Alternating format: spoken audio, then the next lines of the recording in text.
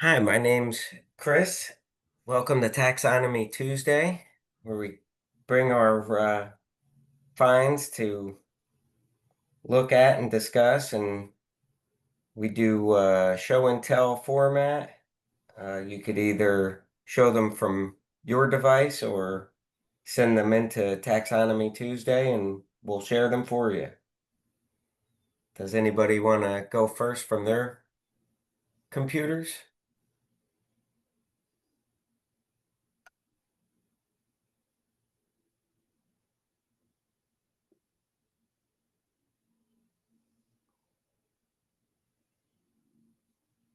We could go to emails if I'll probably have some, Chris, but I haven't got myself organized yet, so. All right, we got stuff from is there a Thomas Tan on here?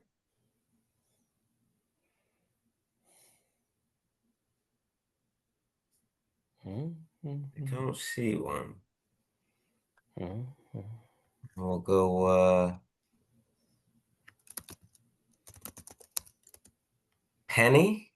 Is there a Penny here?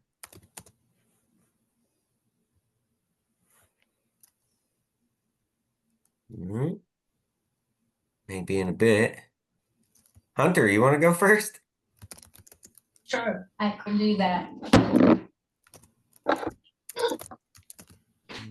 Yeah.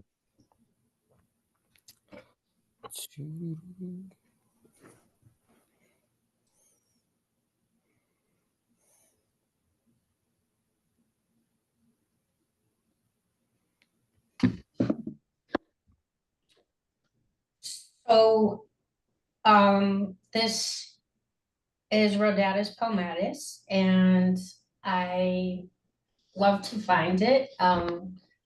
Some years I don't find it at all, and it's just not found very often. But very nice to find. I think it mostly grows on elm, and I believe that's what it was growing on.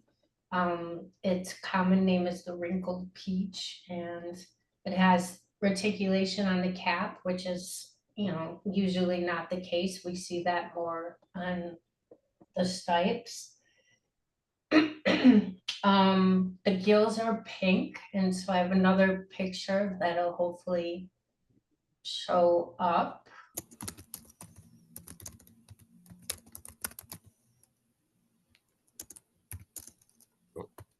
Spore print white, and you can see the spores there. But I also did a spore print, and I also did the microscopy. So somehow we would just have to get back to the mushroom observer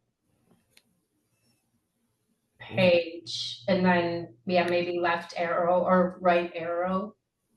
Yeah, okay. So yeah, so Whoa. here's the pink gills. And what would you call that? Like,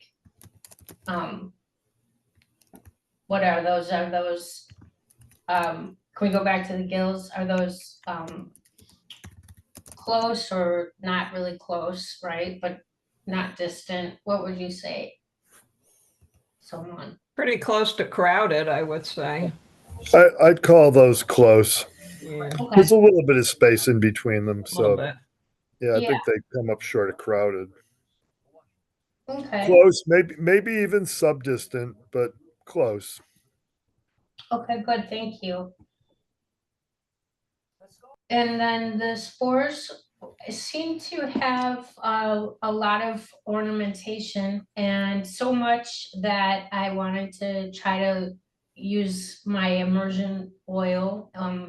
And I had no success. I put a drop on the slide and turned it and to the right objective, and just saw like swimming.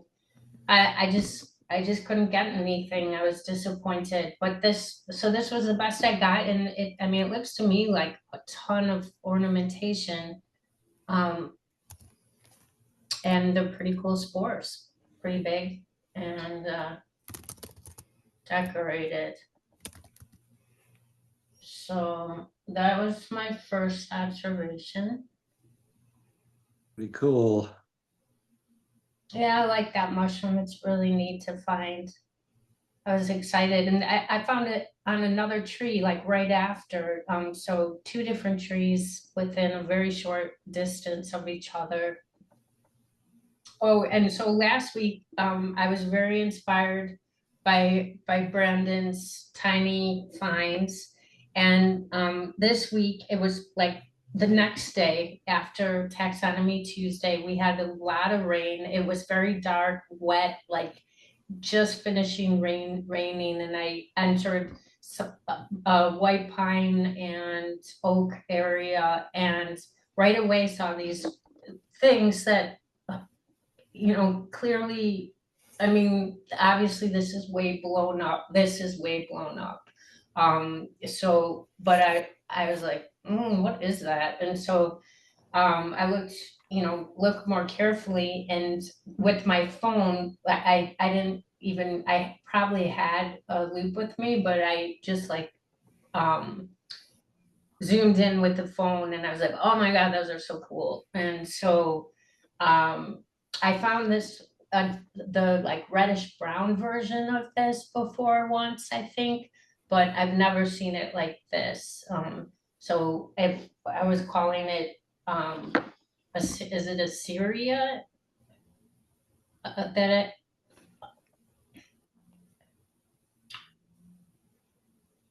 I believe, and like Arcyria cinerea, Arcyria or cinerea. So yeah, and I think that that scenarios, you'll see that with other species that have that kind of gray white, maybe ashy look. I think there's like a coral fungi with that species name, and it's kind of gray and white. One of the maybe Ramarias, I'm not sure. But yeah, is Dorothy here? This is a slime mold, and it's interesting. It looks like there's like 4 on a stem, especially in like the top left or the top center, 4 or 5, but I think those are all individual stems that are kind of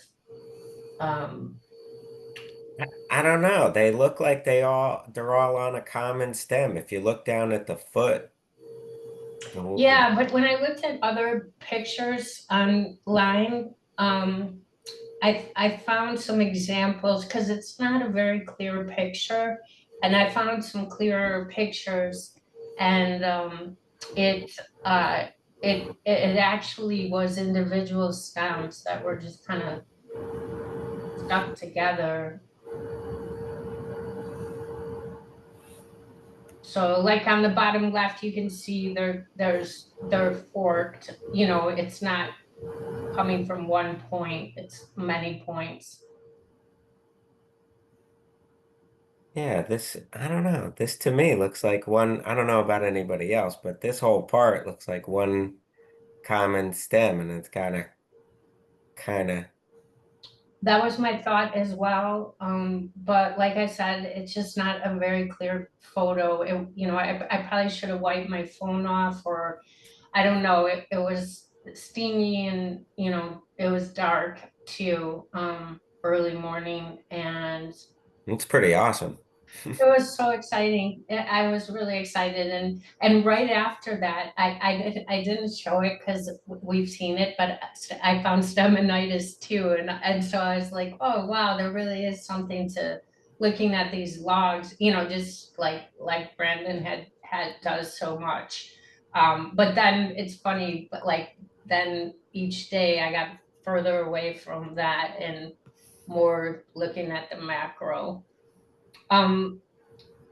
Macrofungi. This is well, it looks like Coltricia, but I'm kind of curious about it. if it might be something else. It has a pretty thick stem and for Coltricia, and Cool. the underside's pretty neat, yeah. And I don't know these very well. I think I found this in Wisconsin, the like week before, and just I had wanted to show it, but Everyone's got a visitor. Those pores look like Coltricia, don't they? yeah, but like there's a couple different species, and so I don't know, maybe it is, but it didn't really seem to be exactly one of them, but it's probably what it is. What about Onia? Which one? Oh, Too sorry. small for that, maybe? For Onia? Oh, Yeah. yeah, I looked at that, and I didn't think it was. Can you spell that? I think it's Onnia. Yeah, I did look into that, and the reason why, well, that might be the best fit actually, except I'm not seeing a lot of zonation like there is on the top, but I suppose,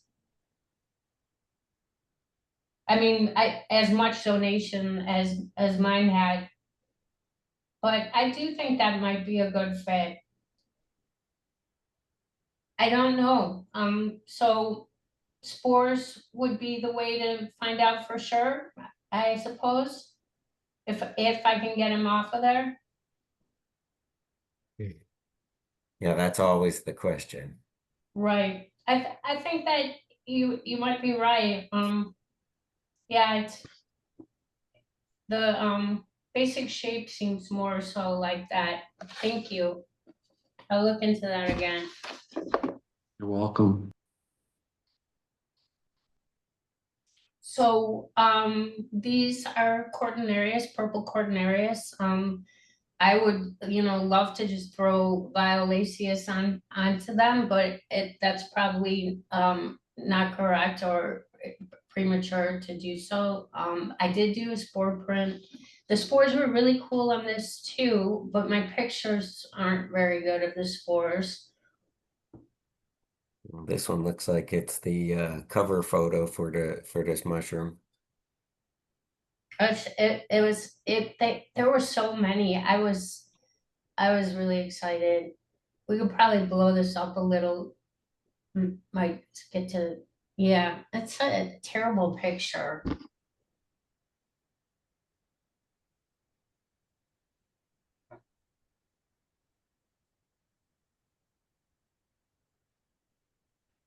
Is it me or do they look ornamented like this one up here? Yeah, they seem to have some ornamentation, especially that one, but they did seem to have some as well. And I was feeling like, oh, I just can't see them well enough, or I mean, I'd love to get that immersion oil working for me.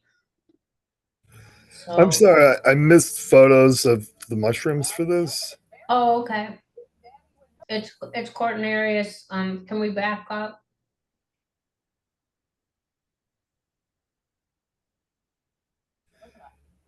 Yeah, some kind of Cortinarius. So why can't we just say, I mean, I know there's like Iodes or whatever, and then Violaceus. Is this not Violaceus? Is it not dark enough for Yeah, not dark enough for Violaceus. Violaceus has the cap that looks kind of grainy and it's dark. really dark? And then there's purple? another one that's similar to Violaceus. Oh, I forget. It's not purple though. It's like brown. Mm. But this looks like one of these, maybe similar to Albo Violaceus, but not necessarily that species. Sometimes spore shape is helpful to narrow things down. Okay, yeah, I just need more time to look at how they differ. Like you were been saying, there's so many mushrooms out there right now. It's a little overwhelming. It's exciting. It's been a while for all of us.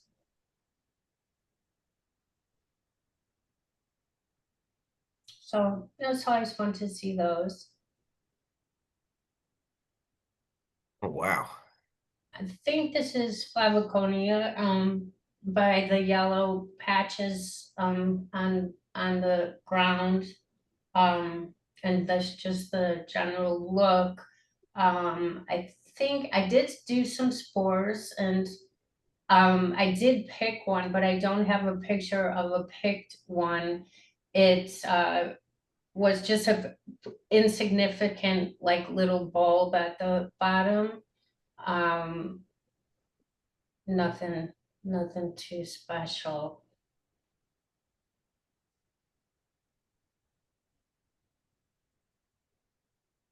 And a lovely color. Yeah, really beautiful. Are the spores there or no? No.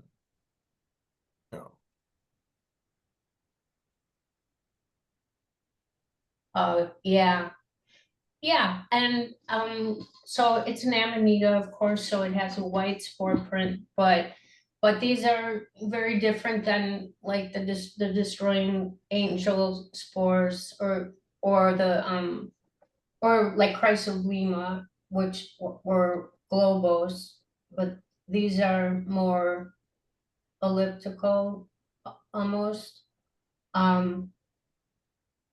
And they look like they have a little ornamentation too. But the pictures aren't great. But I looked up flavoconia, and it looked like they look like this basically.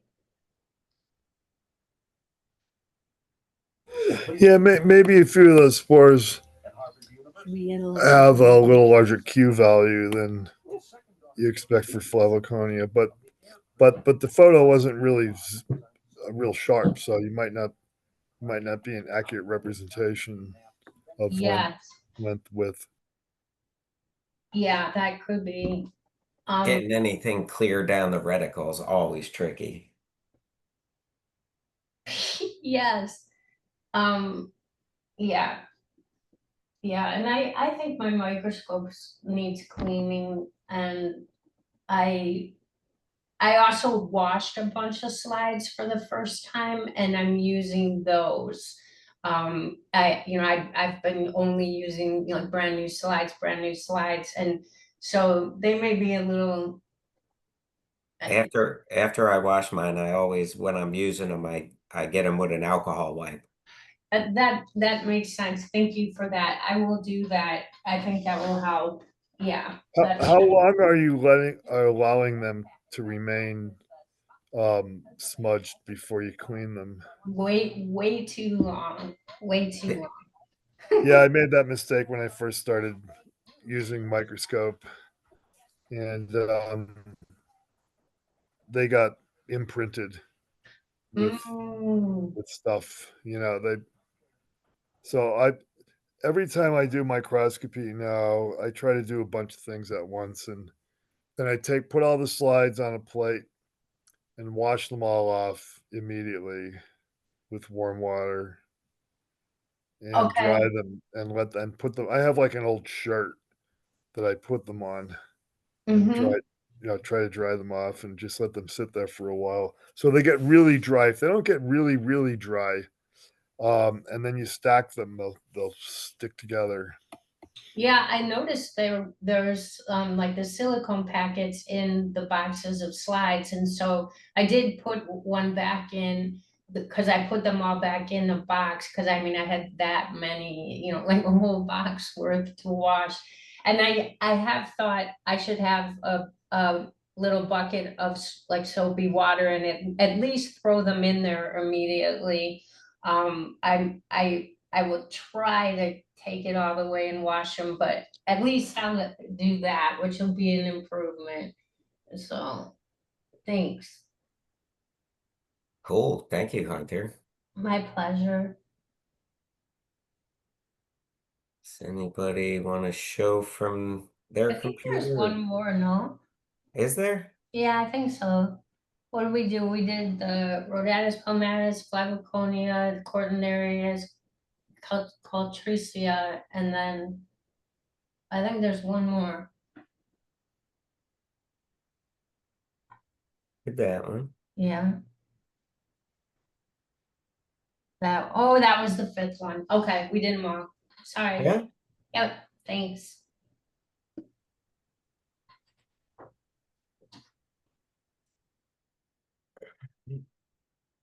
Does anyone want to show from their computer, or should we And should try Camille's. She's on, or she was on. Let's look at hers. Here.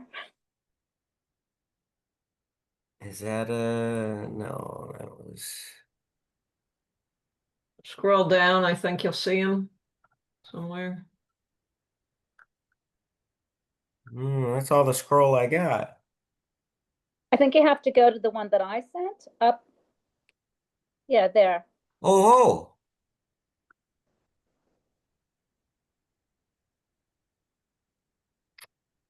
there we go. So I have nothing to say except that I found these, honestly. And I'm just thought you would, you all would talk about it because I'm a complete newbie. Yeah, this is this is the first of the large polypores that comes out in the summer, and the first one we see, well, chicken of the woods comes first now. That's what I'm looking for. But I yeah, and then this one, and then people often confuse it with the hen of the woods, the maitake, which comes much later. But this is a nice looking black staining polypore. They stain black, and they're very fibrous, the tissue. So in terms of eating it, it's a different cooking and eating experience than the hen of the woods. So they're cooked for very long periods of time, and some people really like them. I had never considered really even eating them personally. I read that if you want to eat it, you need to find it when it's really immature, when it's a lot smaller, that it's a lot better. This, I don't know if you can tell, but this is like This as one large looked like as it a got head a of little dry. cauliflower. That's how big it was. Yeah, and they that's can get kind of a even small bigger. one, cauliflower That's a small size. one. Love Yeah. that. Okay. Yeah. One of our members here in the Northeast Pennsylvania club I'm in was just raving about how much she loved cooking with some of this. She just found some, but it was young and it was tender. And she said she thought it was great. I've had jerky made out of these, and the jerky was really good, but that takes a fair amount of preparation. Sure. Also, as Hunter said, it's it comes out earlier than Grifola frondosa, that the hen of the woods or sheep's head or maitake. A lot of different names for that one. But another one that comes out early is Barclay's polypore. It looks a little bit different than this, but sometimes the growth pattern of Meripilus sumstinei can mimic Berkeley's to some extent. And some people get sick on Berkeley's. What's the name of this one?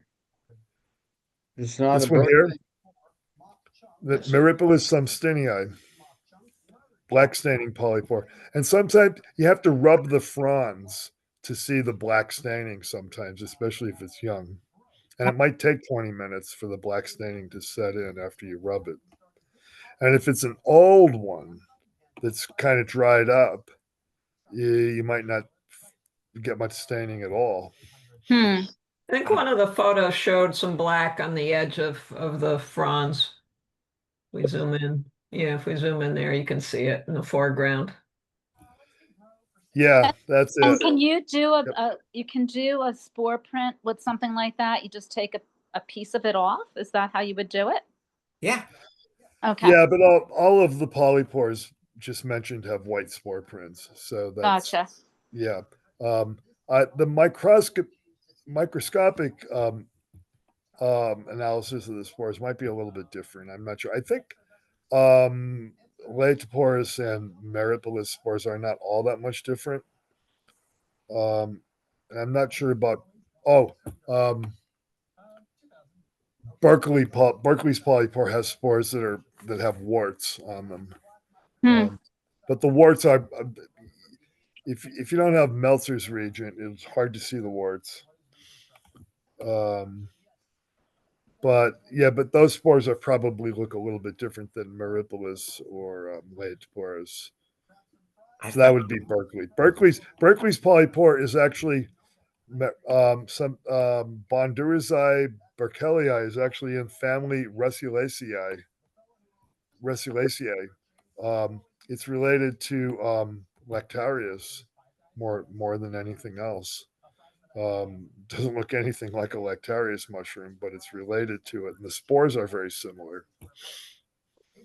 I found one of these at the foray this past weekend, and there was 4 clumps like this big around the tree. And somebody else brought one, and they said, "Oh man, maybe I took one from the same tree," and then showed me a picture. And the tree they found it around, there was like 15 clumps like this. Wow. So that's another thing that this mushroom tends to do. When it goes, a lot of times it really goes. Interesting.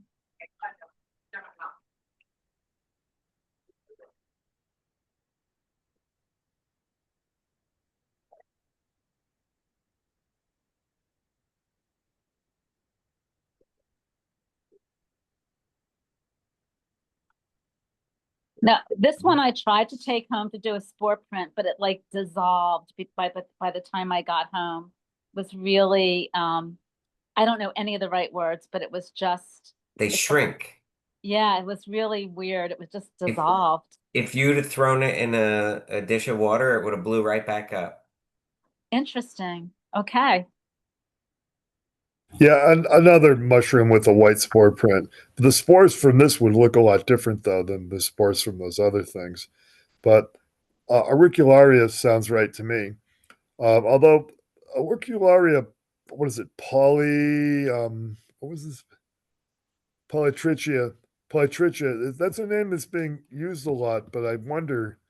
Um, I think the more recent research has identified Auricularia angiospermora as the one that usually grows on hardwood, wood of deciduous trees, and Auricularia americana as a species that usually grows on pine. So Hmm. I'm not sure how this Polytrichia fits in with that scheme, but it's auricularia. That looks like auricularia to me. Mhm. Yeah, Definitely. you can dry them out. They dry out very easily, and they're easy to store. When you're able when you get them all totally dried, like potato chip dry, where they would like Uh-huh. shatter if you smashed them. You can just store them in a jar, airtight jar. Put them in like miso soup or Mhm. rehydrate them and put them in stir fry. They don't Do you taste dry, like a whole lot. But they have really good texture. do you dry them like in a like a dehydrator or just air dry? Dehydrators probably works best because you're certain then that you're going to get them to that potato chip consistency. Hmm. Hmm. So if that weather happens to be really humid, it might be a little hard to air dry them Okay. to that same level of dryness. Yeah, usually I'll throw a little silica packet in there too. After you dry them. Yeah, just because I mean, you open that jar once and that humidity, no matter how thin you might think it is, it's trying to get in there. Sure, sure. Mm. Those are a good find. Got here. Nice. That's in my backyard. Are those recent? I would say they're probably at this, well, when I took the picture, they were like maybe day of. Yeah. But the picture is old. Yeah, usually these come out like in May, and by now they would be big and old and dried out looking. But that's not necessarily true. These can start up at any time. Well, no, I think that you're right. They're probably like a month, the picture's a month old, easy. Because it was the same time I found the golden oysters the first time. Yeah, that's a more timely time for them to come out. Mm-hmm. Nice.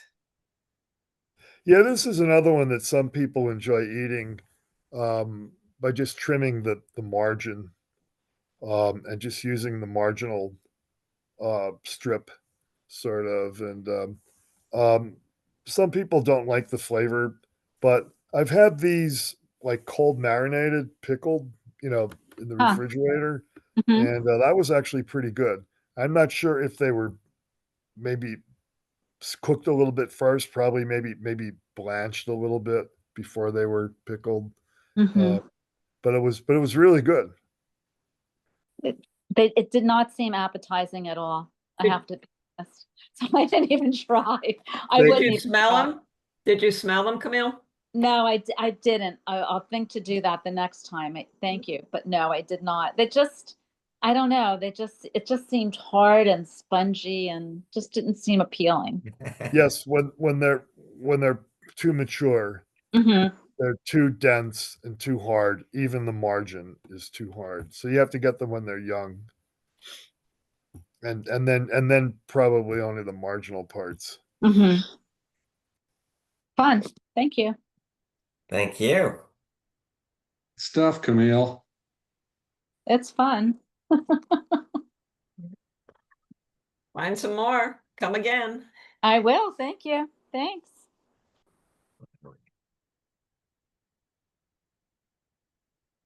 Hey. Like Tom is here. Oh. Tom, would you like to go next here? Yeah, sure. First, I apologize for not picturing them in their environment. Uh, my wife saw these as we were driving by, and I stopped the car. She had to run out and pull them off the tree. Uh, so I think people know what it is because there was a picture of this on the invitation email to today's group.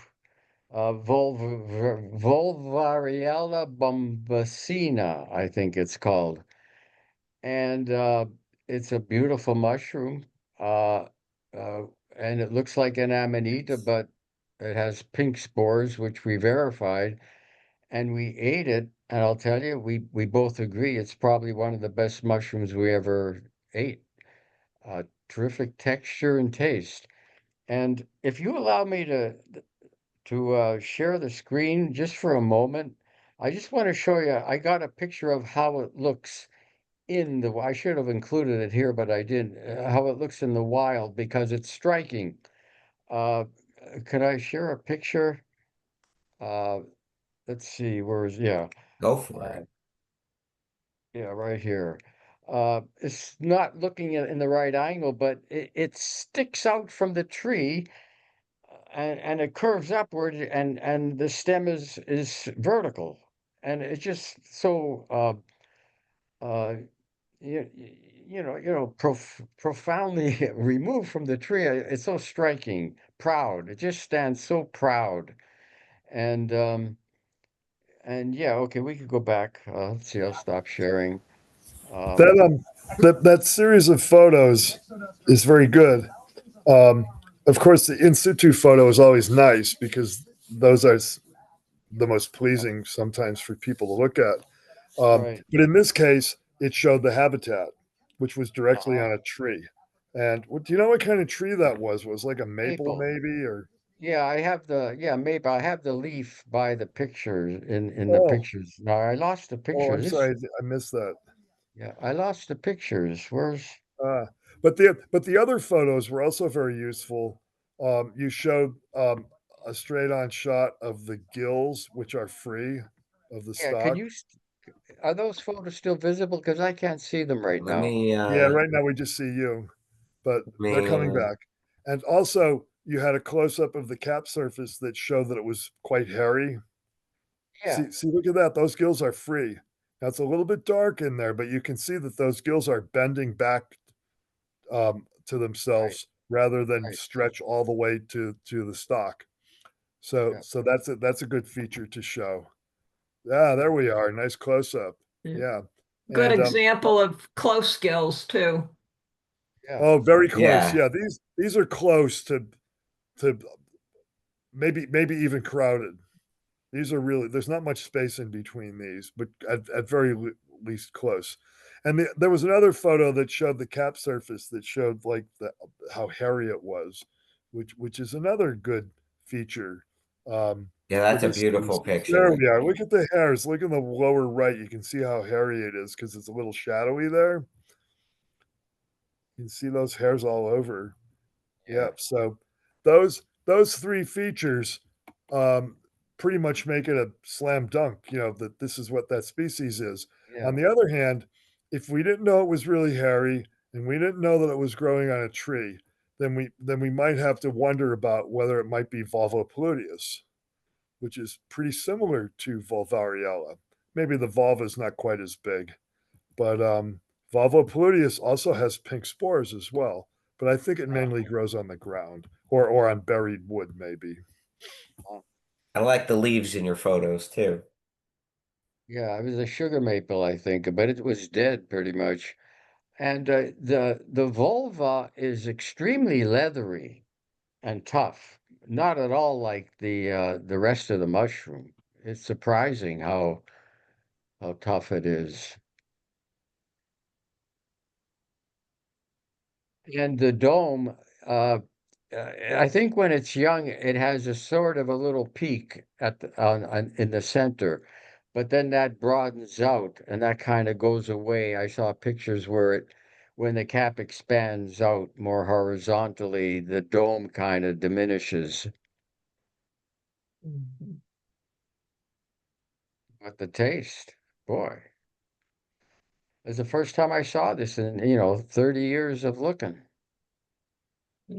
I don't think it's all that commonly encountered. I've only found it once, Uh-huh. It's been at maybe least twice. 10 years since I've seen Mm. this species. Yeah. It reminds me, I once saw a beefsteak mushroom 50 years ago, and I haven't seen one since. Mm. I saw my first one at the 4A this weekend, and I didn't find it. It's also delicious.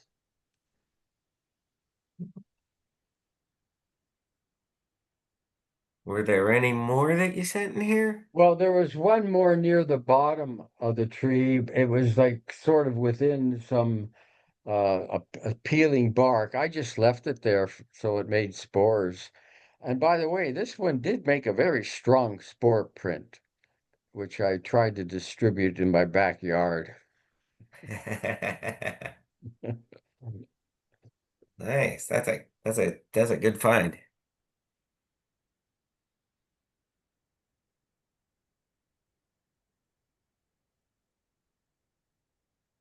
Thank you. Thank you. So is Brandon here? Or is this you, Lila? Those are Brandon's. I just commented back to him about it. So he said he was going to be late if he got here at all, I think. Oh, does anyone want to share from their screens, or does Dave want to go? Hi, this is Penny. I just got here if you want to do some of mine. Yeah, go for it, Penny. Let's wait with mine. You're up. Okay, so this is a Lactarius I found in my neighborhood on a lawn. I picked up an old one, that top one in this picture, and it really had a hideous smell, but I don't know if that was because it was starting to get something else on it. Fred, can you turn that off? Okay, so it did have scant white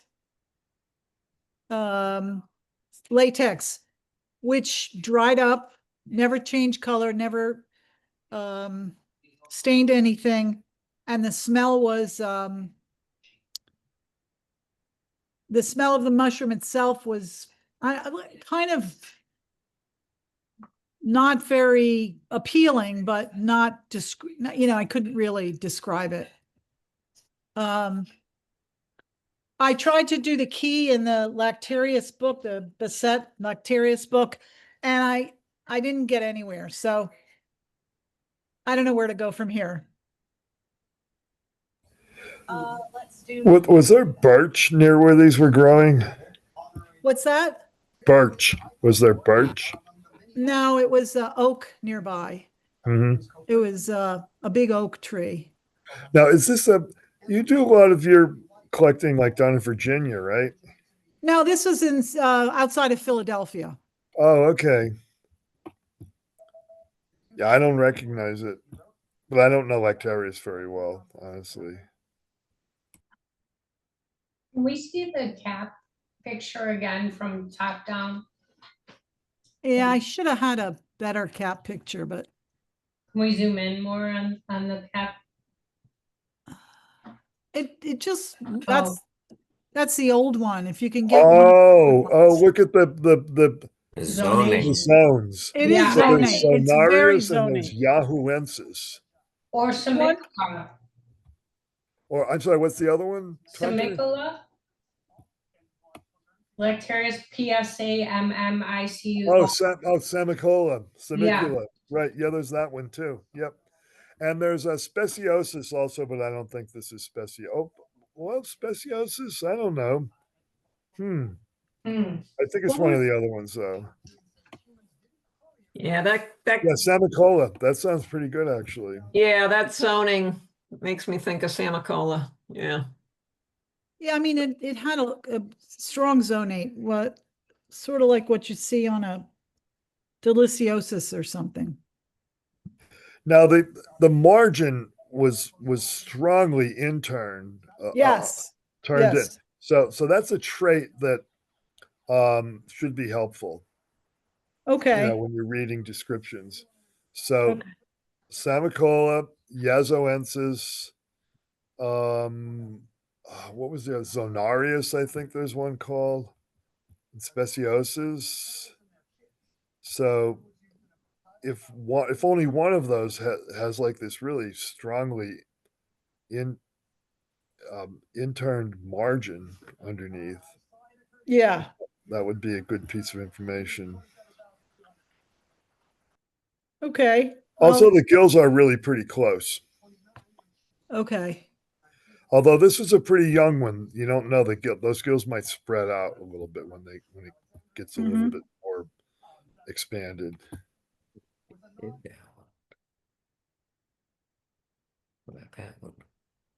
Yeah, it might have been a little dark for Summicola, but I don't know. So this one I think is Porphyrellus sordidus. It has can you go to my what I wrote in the description underneath? If you can find it where it is. Details. Is it not, did it not show up? No. Oh, sorry. As far as I could scroll down. Okay, so this was found also in this same neighborhood on the grass near an oak. And I found one. Oh, see, so handling makes the stipe red staining, and the gills stain, I called it green, maybe it's bluish green at first and then turns brown. And when you cut the stipe in half, which I did later when I got home, it bruises red. But then in the first picture where I cut the cap, it had what I called green, but maybe it's blue-green. And then yeah, see that? That was the side view of the tubes, and then reddish on the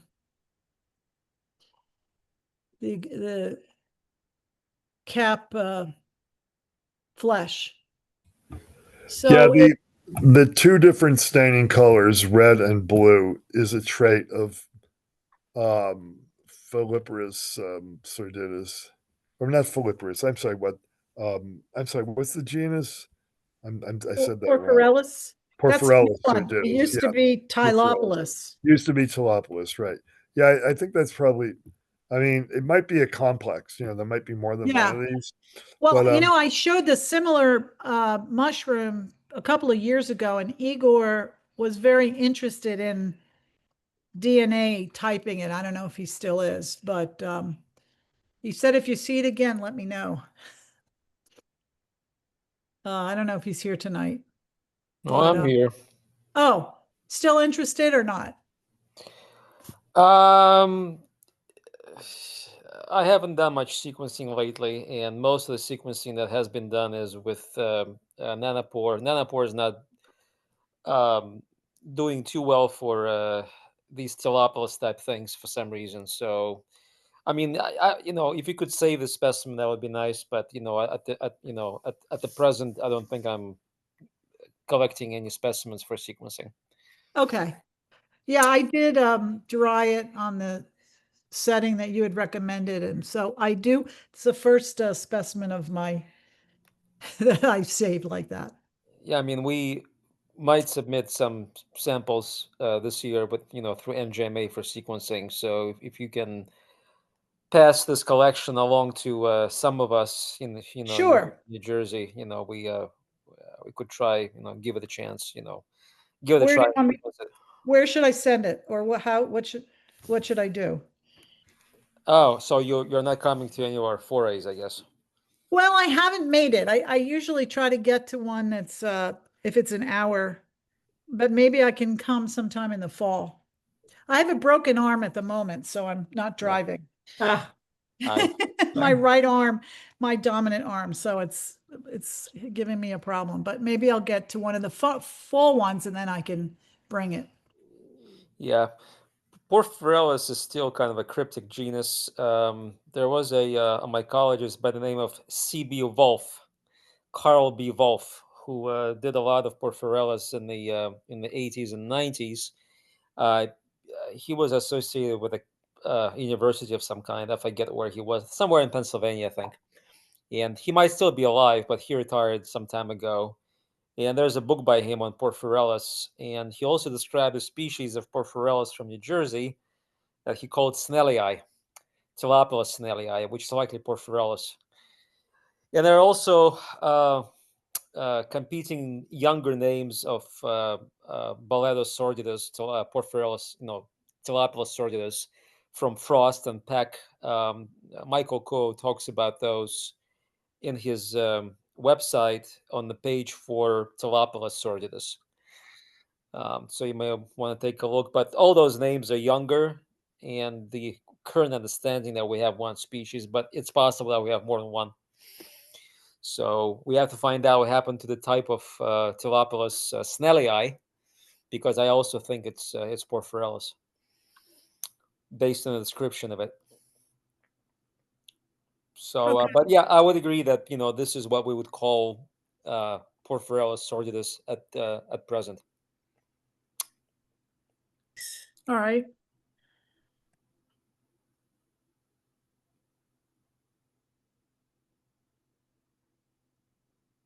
So this one I put up as I found this in a trash can which had yard waste in it, and with the cover on. This is also in Pennsylvania, and I thought that was Coprinus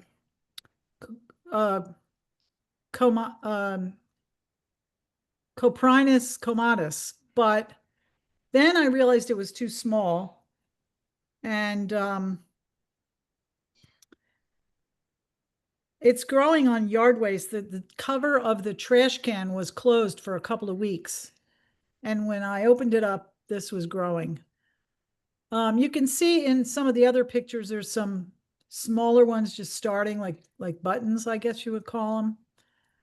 And then when I picked them a couple hours later, the scales came off. There's some baby ones, and the scales come off very easily, and then they have this grayish thing.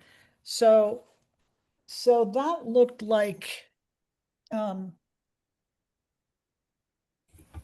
It's a Corpinopsis. yeah, Corpinopsis, what, Picaya or something? Well, there's Legopus. Cassia. Yep. What's the other one? There's one that they call the snowy ink cap because of how white and fluffy it looks when it's covered with the scales. And I forget the species name for that one. I'm going to go away for a minute. I'll look up. I'll see if I can find that species name.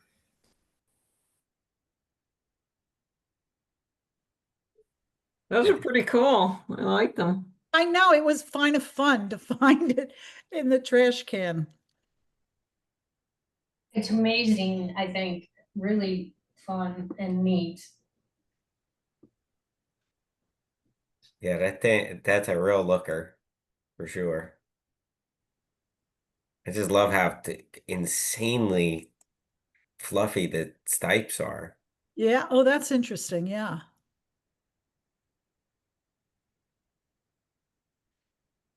What do we think that black matter is? Is that other vegetative stuff that's decayed, or is that Oh, other fruit bodies that have rotted away? I don't know. Oh, like they've been on and off, on and off. Yeah. It's probably rotting grass, but I don't know. Yeah, yeah, I mean, it was grass and twigs and all kinds of stuff in there. Yeah. Cool. That's a good local find. You did not have to travel far. Yeah.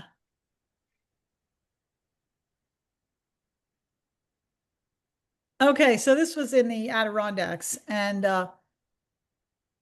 it's a little bit older specimen, and I put it in iNaturalist, and they came up with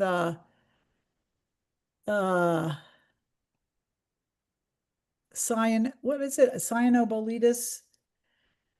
But apparently it's not, the blue staining is not dark enough for that, and Igor thought it was a Neoboletus.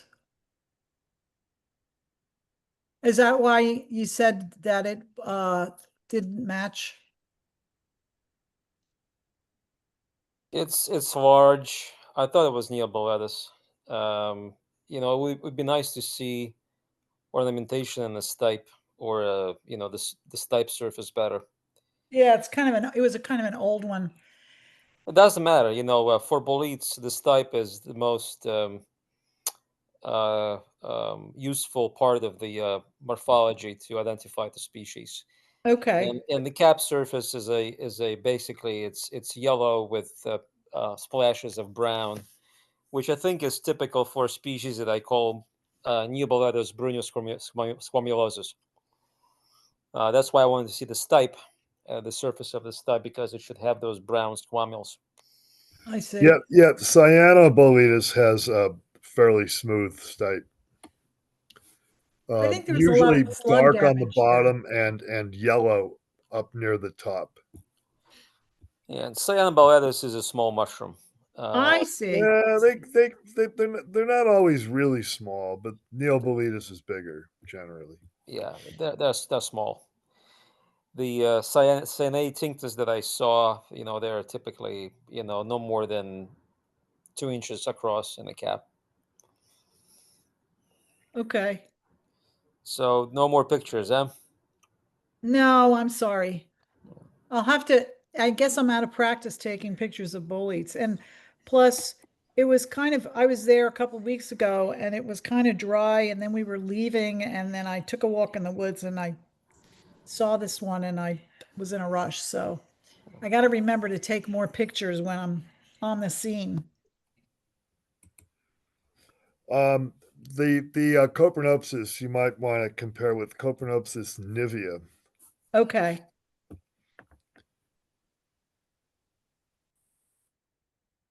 Okay, so this had a bouillon smell. Well, it was the only one in a oak area. And when I cut it in half, it's slowly bruised blue. But you'll see in the picture, when I looked at the picture afterward, it seemed much bluer than I remembered. So I don't know whether I walked away somewhere and came back and took the picture and then it was bluer or what, but it did have a strong bouillon smell. So I thought it, well, it's pallidorosea. But I know they're not supposed to be that blue. Is that correct? Yes, this is way too much bluing for pallidorosea in my experience. Way too much bluing. Yeah, some other Lanmaoa probably. Yeah, well, we have Phalax, which is going to be a published name soon, which looks similar, but it also not a. It doesn't stain blue terribly intense either, and it can smell like bouillon as well, but you have to cut it to smell it. There's another species that is going to be called the Lanmaoa carbonial liver. Also, a novel species that will be published soon. But that one, as far as I know, is only known from northern New Jersey and Wisconsin, and it smells like curry, not beef bouillon.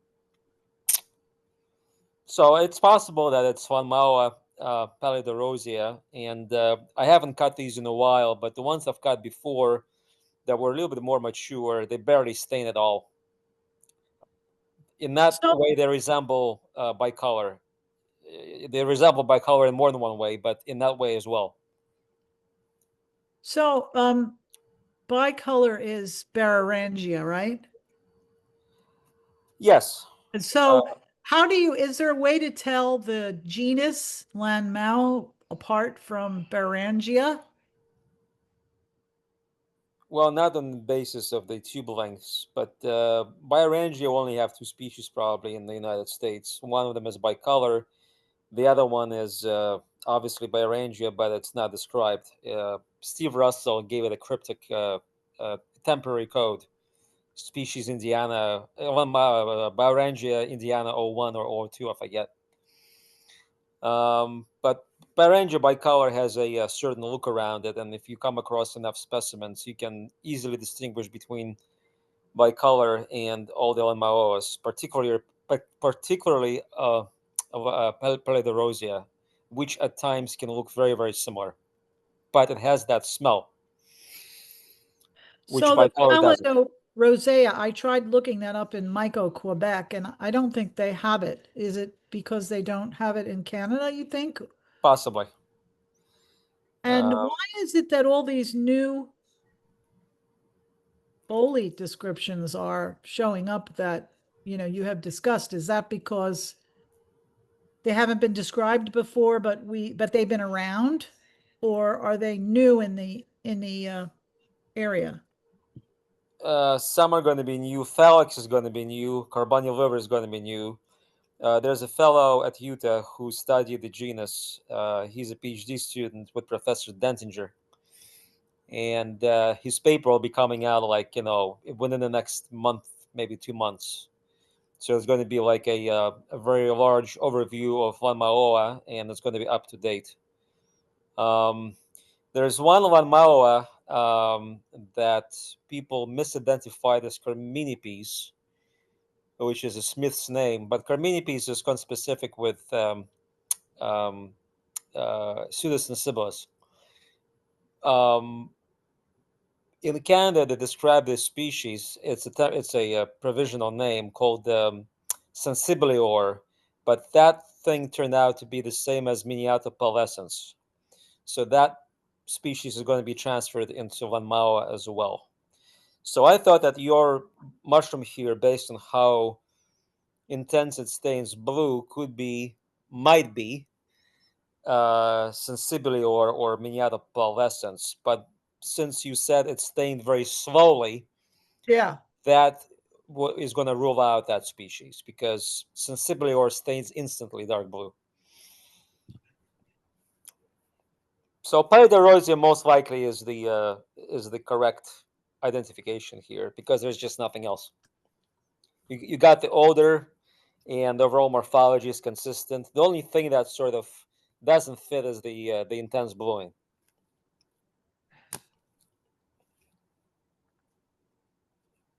Well, maybe I'll find another one over there somewhere in that area. Yeah, I mean, if it smells like bouillon, you basically have two choices. It's either pallidorosea, and by the way, that name will be going away too, because somebody, Smith and Thiers, described that species as something else in 1970. So that name was going to be going away and replaced with, I forgot what the epithet is. It will come to me in a second. Yeah. I don't know what else to say. But Lanmaoa is the correct genus here for sure. Whatever species this is definitely Lanmaoa.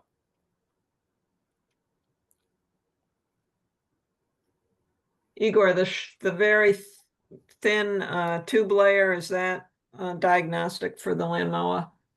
Yeah, Lanmaoa and the bicolor, but like I said, you can separate those two genera easily. Yeah. Just by the morphology. But Ranger bicolor doesn't stain blue on the inside at all. It has some surface bluing, but not on the inside typically. And it smells like, like a normal mushroom. Thank you, Penny. Thank you. Well, is there another one on the bottom? I think that was all of them. These what about- two, I think, were the same. Oh, they were Yeah, rats. these were both the Lactarius. Oh. Well, I'm a little bit clumsy with my cast, so I probably gave you that. I can save the other one for another time. I had one, I didn't know what it was. We're doing this every Tuesday. I know. Or dig it up I and have we'll to work circle some back. Tuesdays. What? Or dig it up while we work on somebody else's and maybe we can Okay. circle back to Yeah, it. you can send it Okay. back in. Okay. Does anybody want to share from their computer or is Brandon around?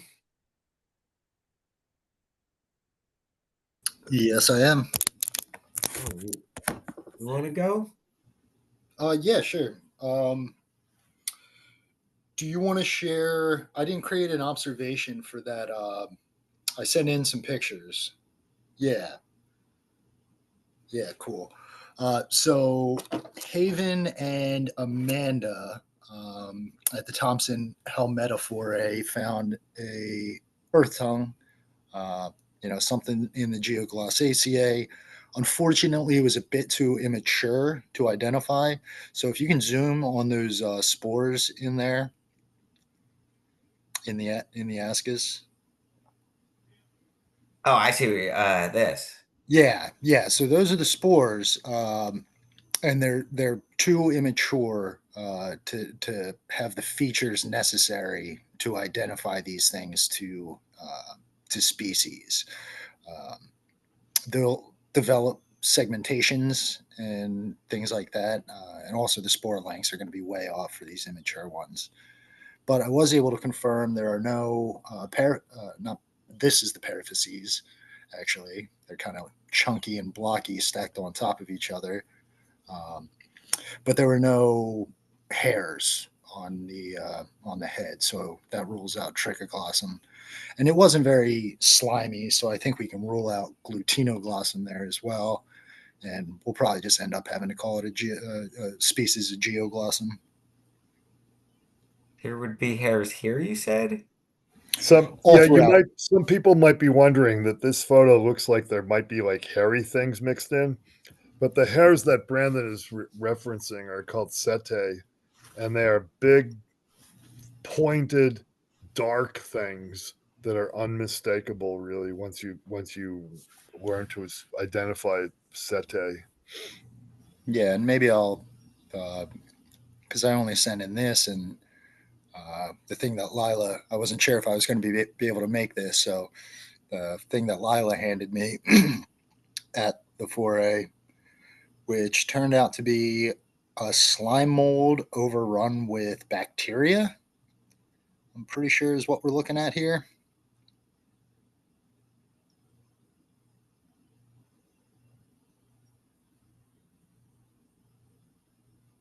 I was hoping when I saw that photo, I was like, ooh, maybe there's a fungal infection going on this slime mold, because there are some fungi that attack slime molds. They normally don't present in this fashion, where it just, yeah, you never almost never find slime molds that are like effused to the this family of slime molds, I should say, that render themselves kind of effused to the substrate. You can see in the center there, those stalks are just kind of, the bacteria has kind of pinned them to the substrate there. Just kind of been run over or something. Oh. Yeah, and if you go to the next photo, so I was able to make out those round things are slime mold spores, absolutely. Everything else, all these other, I made a video of this. I maybe should have sent that in. But all those other little tiny circles, well, they're not perfect circles, are dancing all over the place. So this whole screen is moving, and those little things, those are some kind of bacteria.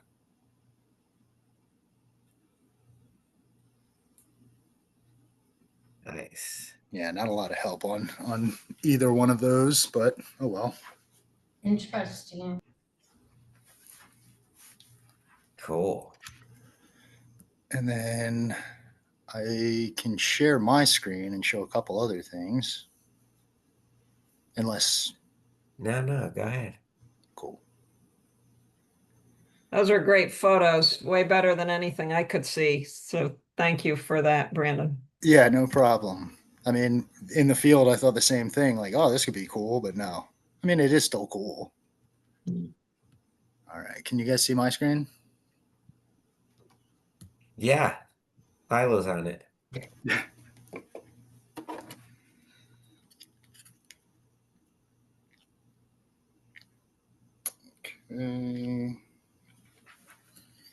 Let's go ahead and reload that.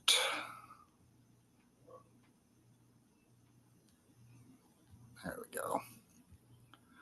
All right, so I'll start with some stuff from the foray. Which one did I want to share? Where's that Inocybe? There it is. So I found this thing before, and I'm calling it Inocybe tubariodes. And I never take good photos at forays. I'm just kind of moving so quick that I find something that I think is cool and take a couple of shots and hope one of them works out. This one really didn't, but you can see the illusion, I guess, of velar material right on the rim there, which is a very it's pretty indicative of this particular species, as well as look at this stipe apex. That's awesome. It's Yeah, like a isn't that sweater. Yeah, super cool. And the species name here, tubarioides, comes from the genus Tubaria. So this is the Tubaria-like Inocybe.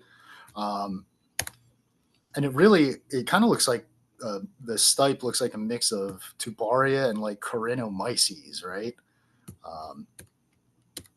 But then you get to the microscopy, and yep, those are Inocybe spores. Was this growing on wood? Maybe buried, but I would say probably not. Maybe. Yeah, No, because tubarioides often grows on woody debris. Sort of another thing that makes it like tubaria. right. Woody debris that would probably fit. Yeah, This not is right on big pieces of wood, but like on little sticks and things, maybe Yeah, buried. this was weird. There was like was a section of the park. There was like wood chips around this area too. Maybe some like old wood chips. I asked Brandon Mathania during a Zoom session if he thought this species might be saprobic, and he said no. It's just Really? it's a mycorrhizal species that just crawls up onto woody stuff Interesting. before it fruits. Yeah, I found a Typlopilus today on like a foot up on a pine tree. So maybe a similar Whoa. thing going on there. A Typlopilus. Wow. Yeah. That's interesting. And just to kind of finish it off with this one, it's Inocybe cystidia, right? Some ornamentation at the top, some maybe crystals going on here. Thick walls.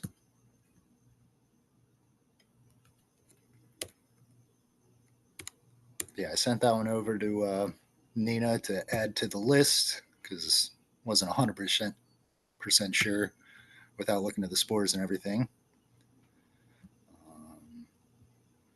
All right, and then I went out today, found a bunch of stuff, and I think this is a good ID. Philoporopsis boletinoides really looks like, from the overall gestalt before you really flip it over and get a look at this reticulation or cross boletinoid pores, I guess. It does look like Philoporus or resemble Philoporus. Maybe not as red on the cap, a little more dull. But yeah, there you can see the kind of different levels of boletinoid pores. Beautiful. Yeah, that's cool. What do you guys think? Is this the correct ID? Anything else to consider here? Yes, this is the correct ID. Cool. I've never seen that before, I don't think. That's really neat. Yeah, it's a Pine Barrens thing. Yeah, okay. Yep, that's where it was. So How those are many- gills? They're gills. So their gills, they're cross-veined, so they're a weird combination. How many Lots of cross-veining. Philoporopsis are there? Like 3 only or more? Could be monotypic genus for the time being. There could be something maybe from Asia. I have to look it up, but this is the only one from the United States. Oh, Yeah, What Hunter, are you the might be other thinking of gills? Philoporus. And yeah. it wasn't Philoporus before. Yeah. They transferred it out because by DNA it's not Philoporus. I forget And- which family it is in. And this is only in the Pine Barrens. That's the Pine Barrens thing. Yeah, Neat. must be a pine associate. Yeah. Gorgeous. In this particular area, you'd be hard pressed to find even a like a blackjack oak or one of those rogue oaks that pops up in the Pine Barrens. This was all pitch pine pretty much. That thing's awesome. Yeah, this is the only species in the genus so far. So, the only extant species globally from this genus that we know of. Nice. And then, since we were looking at pallidorosea or Lanmaoa, this thing gets me every time. But I'm pretty sure it's Rufobeletus, Oliviosporus. Correct. Yeah. I found so many of these today, and every one of them, the cap is all you really see. And all the caps look so different. I found one that was bright orange. I was like, oh, Yeah. that looks, maybe that's a Vulpinum or something like that. And you pick it up and, it just instantly turns blue on the pore surface. And then that's a young one. This isn't a great example because I just did this to try to show how it goes to like a pinkish reddish stage. That blue staining goes pinkish reddish, and then it goes pretty much black.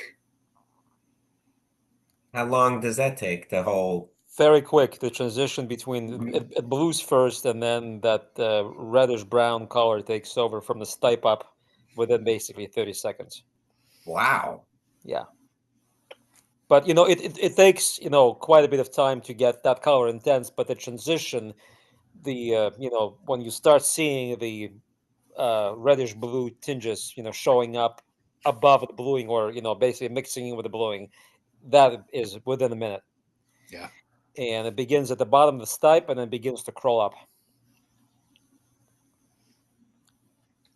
It's crazy. So yeah, it's the genus was named after this transition, the Volvariella. So yes, it is, red staining flesh.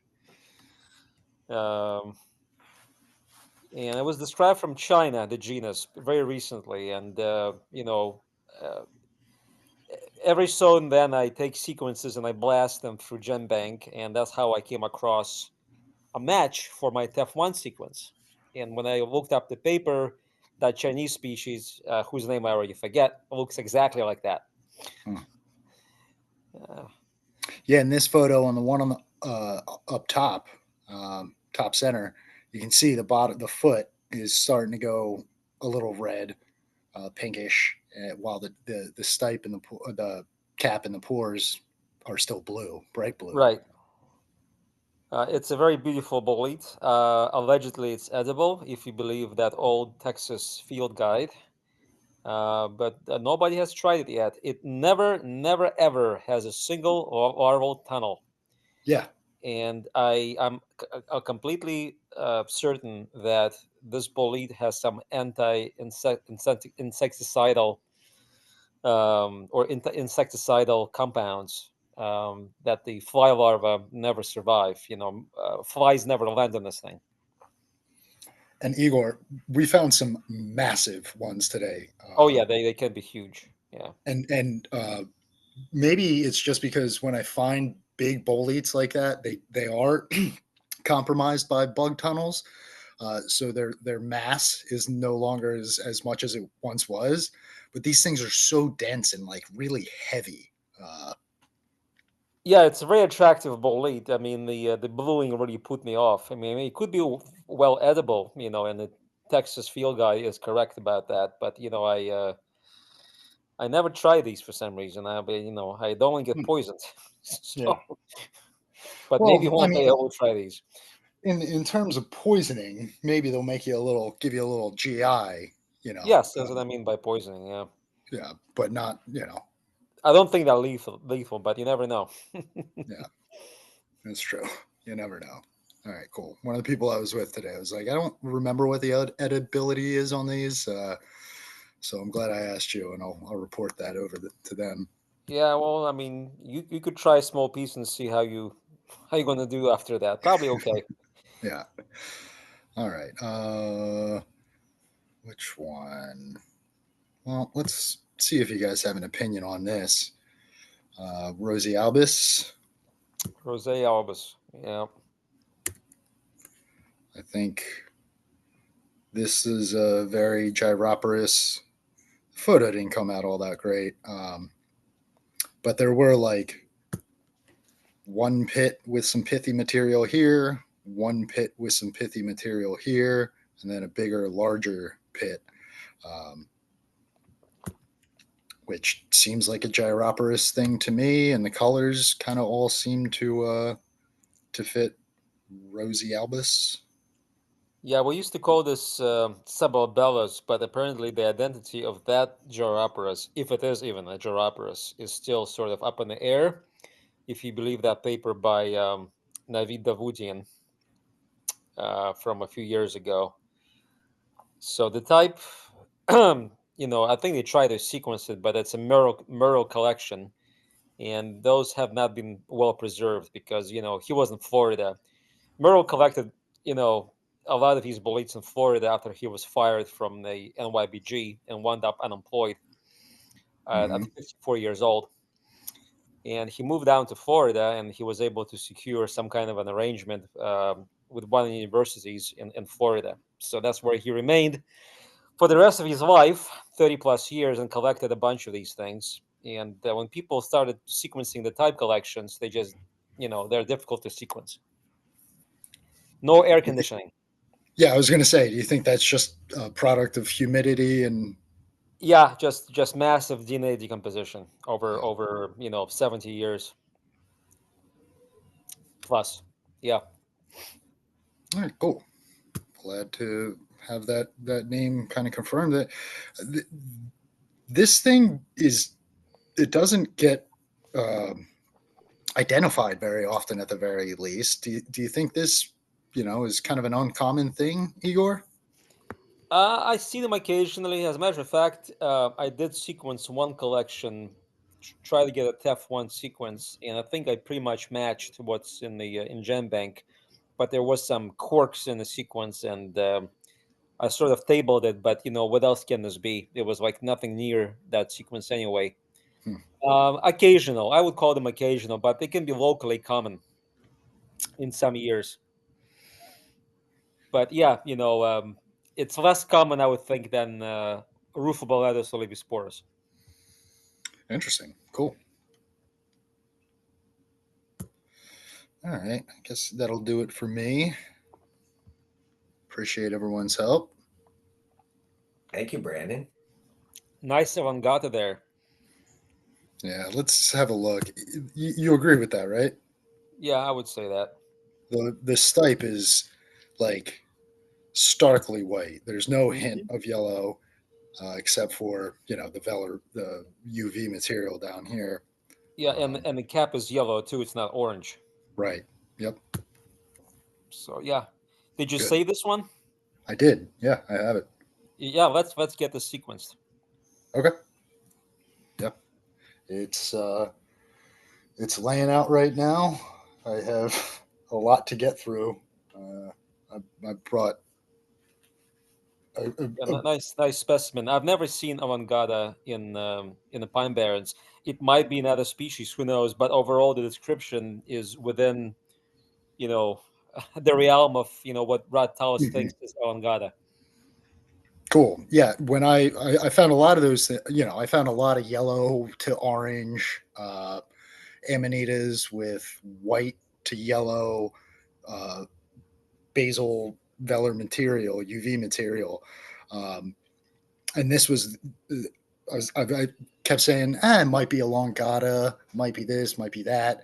And then I found this one. I was like, that's a longata, or, matches the description as such. Did you get any spore measurements from this thing? Nope. Found it today. Okay, got it. Yeah. Too early. I understand. Should I do micro on this then?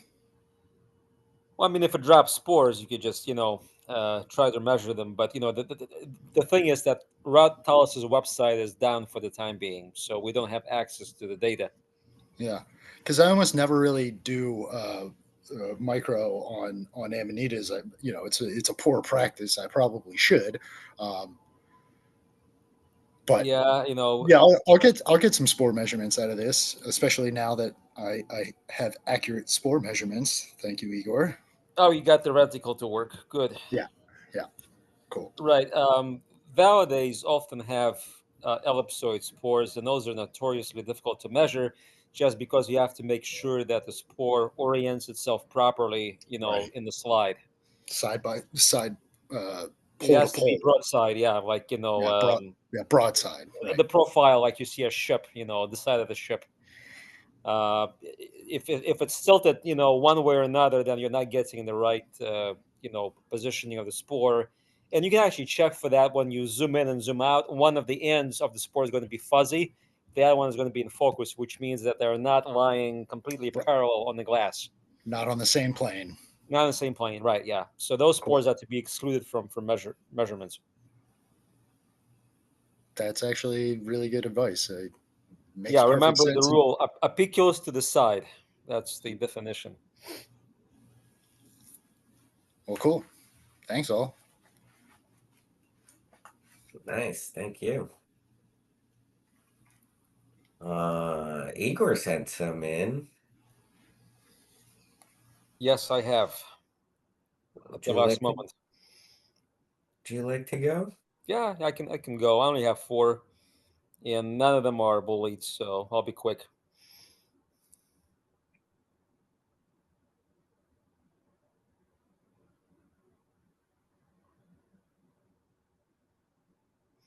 Hey. Yeah, that's yours. This Yeah. is this Amanita was probably the most interesting Amanita that we found at Meadowwoods. Well, Chris did. And to me, I think this is new. I don't know what this thing is. I mean, it's clearly sectional lepidella. Just the overall gestalt, the appendiculate cap margins. Now, the cap itself is this sort of milk, and coffee and milk color, and the vulva is darker. Those granules are darker, and then you have the appendiculate cap margin, which are the remnants of that ring. You don't see the ring; you just see the ring zone. The ring is gone. Most of it is basically these velvet deposits on the edge of the cap. Again, this is partial veil, not the universal veil. And the gills themselves, they were not quite white, I think. They had, creamy color to them, maybe. The bulb, yeah, you can see like another picture of this, more focusing on the ring zone and the gills.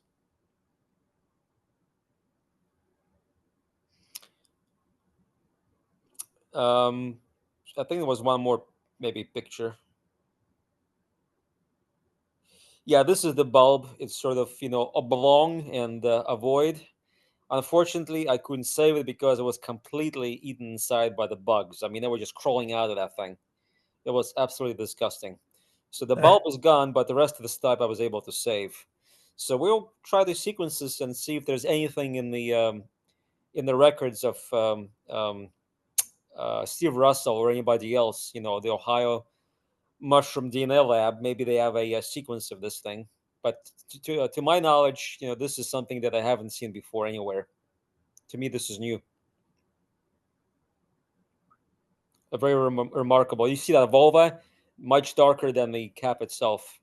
So I don't think this is probably section rhodocensis. This is probably section strabiliformis. I could be wrong, but that's my tentative placement, at least in a section or subsection. Yeah, that's really cool. I've found some of these kind of really dark UV lepidella type things. They're stunning. They really are. Yeah, it's a very attractive, unusual lepidella. Typically these things are white, but this one had more pigment in it, which makes it very unusual. That's not mine. No. No. Okay, another find from the Meadowwoods for I call this Russula alba nigra, which is a European species. And again, I'm putting this name down with a grain of salt. Although someone gave a more confident, vote for this name, it might be Eva Skiffick from Canada or maybe Terry Clemens, because the voter's identity is hidden. And they gave it like at least a promising, or maybe I would call it that, vote. So you can see the species. It's one of these blackening russulas, except that this one goes directly black. It doesn't go red. And the gills are what I would call very crowded. So we can exclude things like densifolia and the simulants, not only because the gills are more crowded, but also because there's no red stage. And of course, the cap is, this brownish color, as you would expect for these things. And this is a close-up of the gills. Multi layered or multi-tiered gills. You have gills of different lengths and they're very, very tight. And of course, this thing is just very unkempt, redly staining black or dark brown everywhere. So this was saved, and we'll sequence this, I hope. Were the gills on this one super fragile or not? They were probably fragile enough. I haven't tried, breaking them, but I think there was some damage in the gills, which makes them rather fragile, I think, yeah. Yeah, because some of those other ones, the ones with the more widely spaced gills, Yeah, they're not, densifolida. Yeah. yeah, they're not as fragile. They have a bit of a waxy quality to them. Waxy quality, and I think they're thicker too. Yeah, yep. Yeah, this is a collection by Lila, who found this growing on the stump of a cut down ash tree at the parking lot. And we call this Candeliamyces candelianus group or whatever, except that this thing has a ring. It has a well-developed ring. Here it can be seen in the middle mushroom. But it is obviously in the Cypherillaceae, family, that includes Cypherella and Candeliamyces. I'm afraid I didn't save these. So if anybody has a better ideas of what this thing is other than Candeliamyces candelianus, please speak up.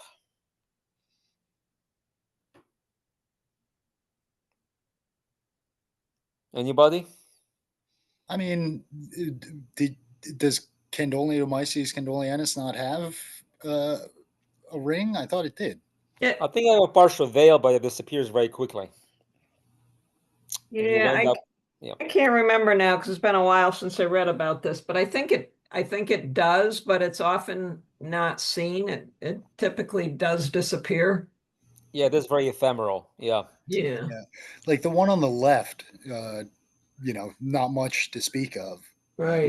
The one in the middle obviously has a pretty substantial Massive ring, yeah. Yeah. Yeah, I was quite surprised when I brought it out that the one in the middle seemed to be more mature and yet had the ring, and the other one growing under it didn't seem to have a ring. So, but it's all the same thing. Yeah, I mean, I would vote as at least promising for Candeliamyces here. Dave Yeah. knows this thing though. Yeah, well, could be some kind of Cypherella. Who knows? Yeah, we should have saved this, but I guess we didn't.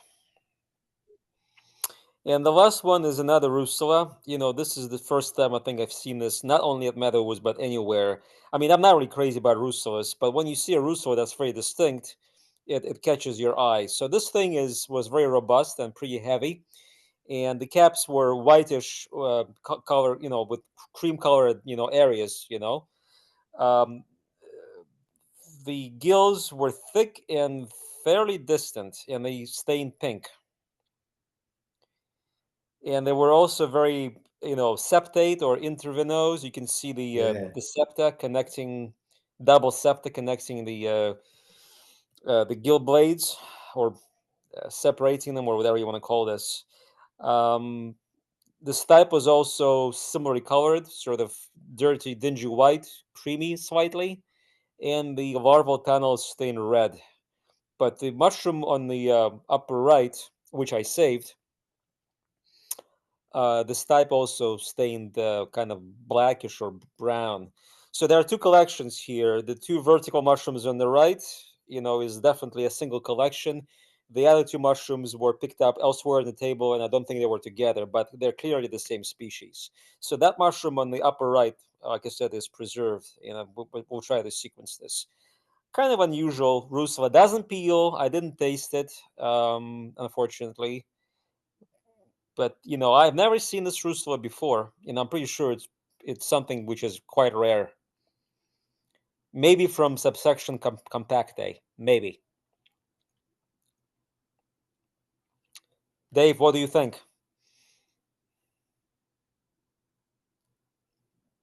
I guess Dave is not here. Or maybe he's away. Dave. I bet you fell asleep. That's what I'm worried about too. Yeah, maybe. Yeah. So, anybody has seen these things around? Looks familiar? Well, the browning seems familiar, right? You said section compactae. That's a Yeah, that's section kind of an overall sort of kind of a blanket name I give to these clunky, big, robust Russulas. But Can we you know, look at the? interestingly, when you look at the literature, even the ones we call the densifolia, all these reddening and blackening russulas are in that section, compactae. Huh. I got a book by an Italian author called Sartori. It's a 2-tome volume, and it's in Italian. It's a wonderful book of European russulas. It's a spectacular book, but unfortunately, I'm not. I don't speak Italian. Yeah. But there are keys in there which are in English. Interestingly, Can we look at the caps again? Were they were white? they were creamy. You know, I mean, Oh, there are white yeah. areas, but they're predominantly creamy colored, kind of a mottled appearance. You know, different intensities of cream color. Can you zoom in? Maybe you can get some. No striations and no tuberculations. I mean, these are clearly one of these non-peeling russulas. And you can see the surface is a little bit kind of pitted or corrugated, wrinkly. I Slightly didn't know there wrinkly. were any non-peeling russulas. Oh, there are non-peeling russulas. Plenty of them. Yeah, very, very strange russula. Did you say you smelled it? No, I didn't smell it. No, unfortunately, I didn't. And I didn't taste it either. But I tried to peel it and didn't peel.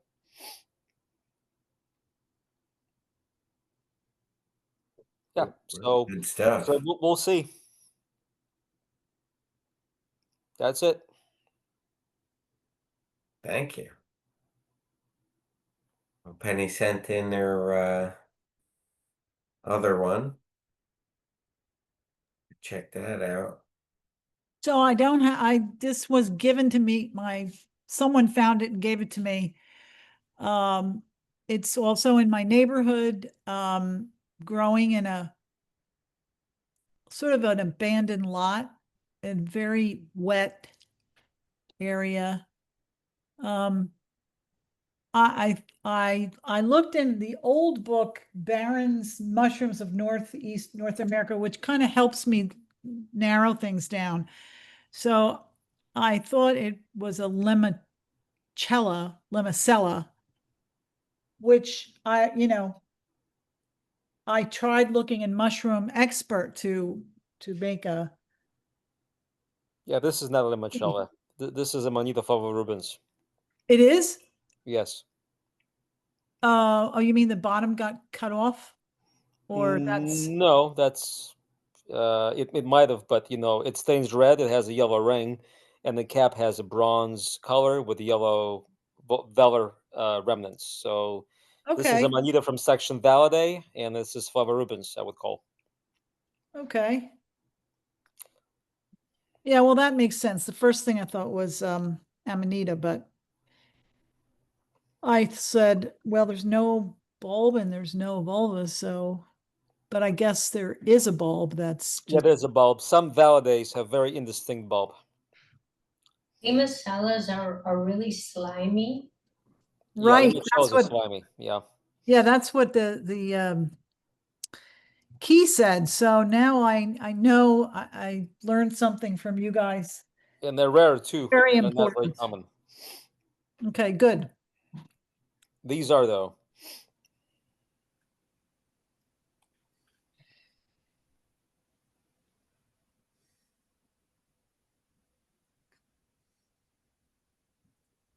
Dave, you want to go next?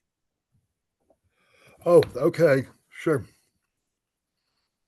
I'm tired. It's a long day for me. I was notified by the IRS that they thought that I owed like $8,000 more on taxes because I made a little mistake that they turned into a big mistake. Anyway, I spent Oh the my day. God, that's terrible. Well, I was supposed to add lines 8A through 8G or M or something, and I included line 7 along with that, and so that added like $32,000 to our income. So I spent the day at the IRS. Well, Scranton, finding the IRS, and then finding where I parked my car. They have all these parking ramps in Scranton, and they don't have names. I mean, I got in one and I couldn't remember where it was. Anyway, it was a long day. So I led this mushroom walk at a state park last Friday, Lackawanna State Park. And so there was this boy, maybe 10 or 11 years old. And so he handed me this stick and he asked me to try to identify this for him. And it looked pretty old and sort of shriveled up. My first thought was this might be like an old Schizophyllum commune. But I took it home and I thought, okay, I'll have a look. Who knows? Maybe I can come up with something. And I smash mounted a little piece of this twice, and it's some sort of ascomycete. It's got these big asci, pretty good sized spores inside the asci. So I have no idea what this is, but I do know that it's some sort of ascomycota. So there's the Yeah, asci. that'll do it. Well, that could be an asco parasitizing something. Yeah, well, else. maybe, but these asci are really big. So usually these parasites don't have such prominent microscopic features. What a pleasant Yeah. surprise that you got there. Yeah, I was certainly surprised. But it could be, like Brandon said, it could be a parasite that I'm that's showing up under my microscope here. Some kind of a hairy little cup that it reminded me of, one of those photos. I can't think what it's called, but Yeah, like a Hymenos, not Hymenoscypha, Sarcocypha or something like that. yeah, something. But there's hairy. With There's the a hairy one, right? flavoconia. Oh, okay. that. There's that hairy thing. Yeah. Yeah, when it's kind of flavoconia. like orangey yellow or whitish orange, or sort of when it looks like, when It's it looks red, nice. Pink. Yeah. Oh, right, that thing. Yeah, I should compare with that species. Right. But then it would have been parasitized, I think, don't you? I mean, don't you, or no? Well, but that would just mean that I was seeing the actual fruit body that we're discussing here, and not some sort of parasite that's on it. Oh, okay. It just, Yeah, okay. Yeah, that's right. I forgot about that thing. I'm gonna look that up later. I know what you're talking it's about. I don't remember the name. Microstoma flacosum. Yeah, there you go. Yeah. Hunter, can you put that in the chat, please? Sure. Cool find. Yeah, that's that might be what that is. Yeah, that's a good idea. Good call. Yeah, well, thanks. So this thing is really, really common.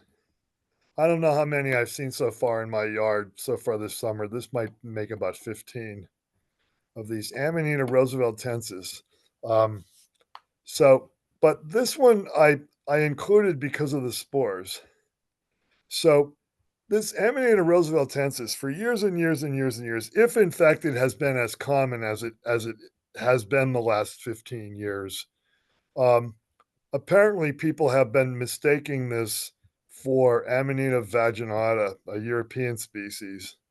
And the thing that just sort of really makes me wonder about writers of field guides and so forth is, didn't anybody ever look at the spores? Amanita vaginata and most other Amanitas in section vaginatae have globose or subglobose spores. And this thing has broadly ellipsoid, maybe some spores are subglobose and some spores are ellipsoid, but most of them are broadly ellipsoid. So they're not, the Q statistic for the spores would be, maybe like 1.4 or 1.5, as opposed to, subglobose spores are going to be like 1.1, and globose spores are going to be not that different than 1. So it just sort of makes me wonder, why didn't somebody notice this before Rhodotus did? And me too. This was the species for which I kind of made a connection with Rod online, because I looked at the spores and he knew about this already. He used to call this species Old 17 or something. And this is a provisional name, Rooseveltensis. So hopefully someday it'll be published under that name, but maybe not. The Canadians will probably call it something else and publish it. But anyway, to me, this looks just like what you see in the field guides as being called Amanita vaginata, but the spores are not what Amanita vaginata spores are supposed to look like. So there were actually 3 fruitings. They were all within maybe a 4 square meter area on my lawn. Was it yesterday maybe or the day before? I think it was yesterday I saw these. So it's a section vaginate Amanita. Most of them, virtually all of them, have no partial veil. There's 1 or 2 that do, but no partial veil, no bulb on the bottom of the stalk. Instead, there's a sheathing membranous vulva that's usually varied. So it's a pretty common species, but because I bothered to get some spores and put them into the observation, I thought I would share that one because I think that's just interesting. And let's see, what do we got next? Oh, okay. Yeah, so this used to be Pisiza atrovenosa, but apparently now there's this new genus. I think this might be the only thing in this genus. So it's a little cup. It's an ascomycete. The asci are very, very weakly amyloid, only near the tips, but that's something that you'll see with a lot of Pisiza. But if you can zoom in on this photo, this is what makes this species kind of distinctive, is these spores are really, really very coarsely ornamented. And you know what? I cropped this photo and it might Yeah, not, it doesn't might want not to want go to in zoom. here. Yeah, you might not be able to zoom in on it. The spores are very coarsely ornamented, really, really irregularly covered with this coarse ornamentation. So, yeah, unfortunately, it's, you know what? Maybe I should have sent you the iNaturalist version because I have this on iNaturalist also. I've been putting things on iNaturalist and then importing to Mushroom Observer because it's very easy to do. How do you So, import them? There's like a certain tab in the iNaturalist to do it? well, no, you go to Mushroom Observer. First, you make your iNaturalist post. Then you go Yeah. to Mushroom Observer and click Create Observation. Yeah. And one of the options you'll get is it will be seen in the upper right of your computer screen. It will say Import from iNat.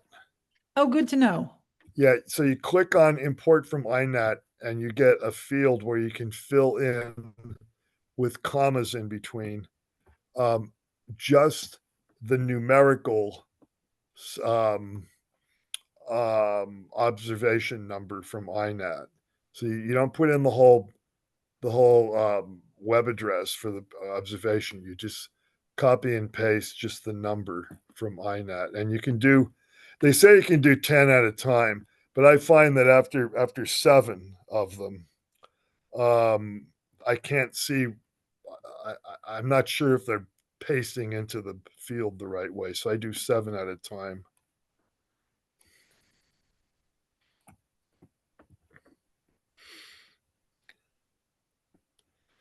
What do we have next? Oh, look at that one again. Yeah. There are 5 different ones here. Okay, so I thought this might be Xylaria longipes.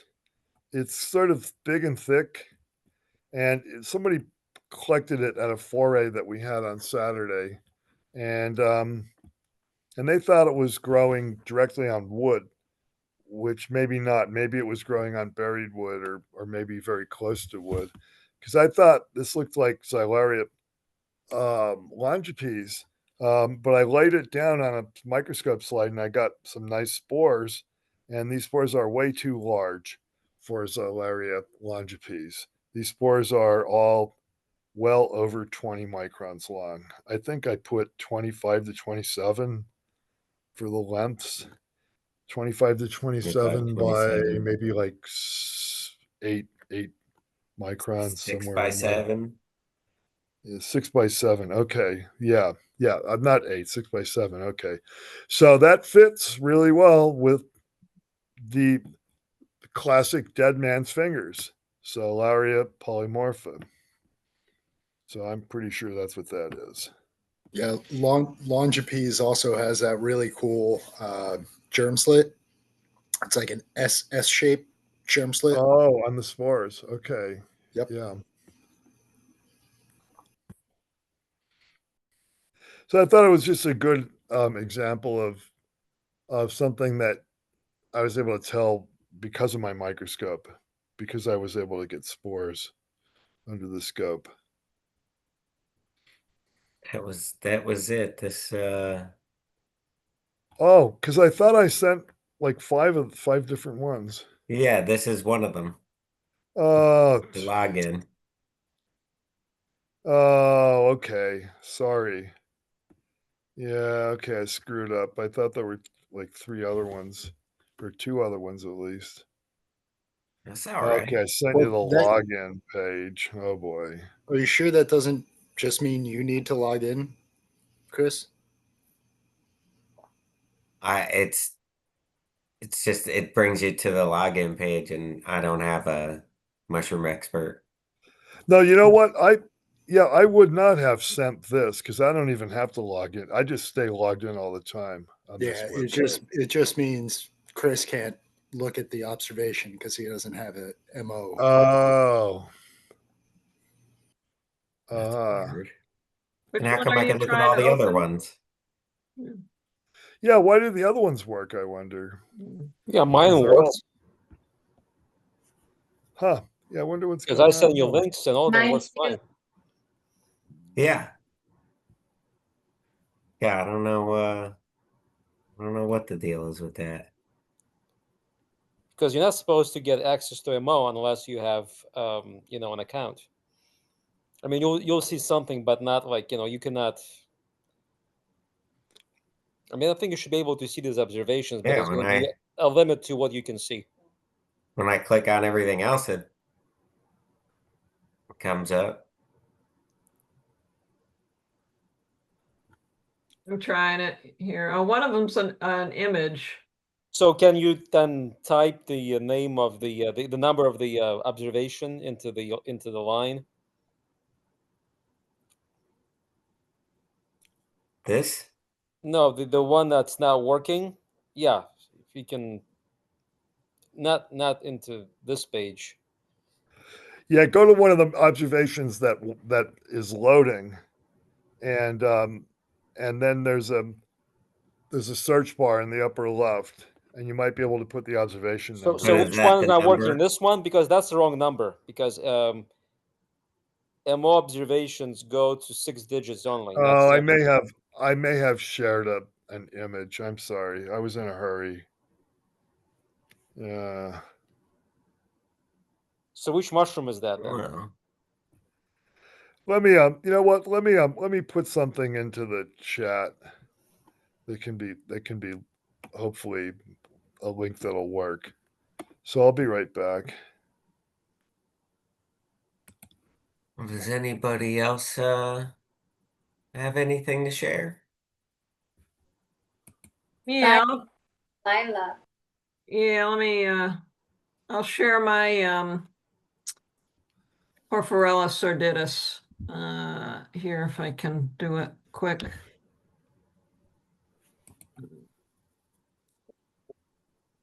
How do I share? Where's my share?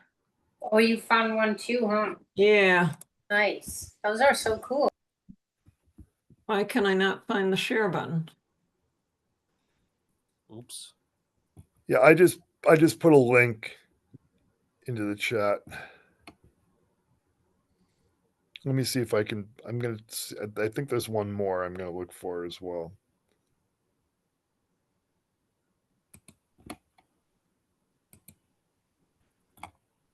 All right.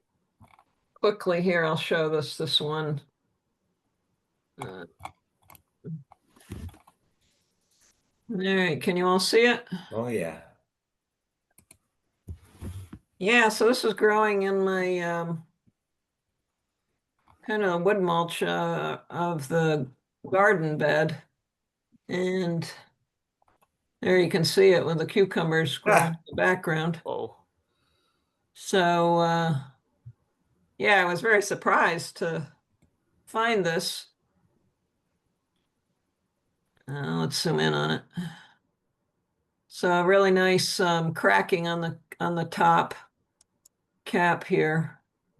Which make it look more like a Xericomelus. And then you look at the pore surface and you realize it's not yellow. Well, maybe I got it wrong, but it had this crazy. Wait a second. This is not Porphyrellus sordidus. It isn't. All right. I don't think so. So starts out blue.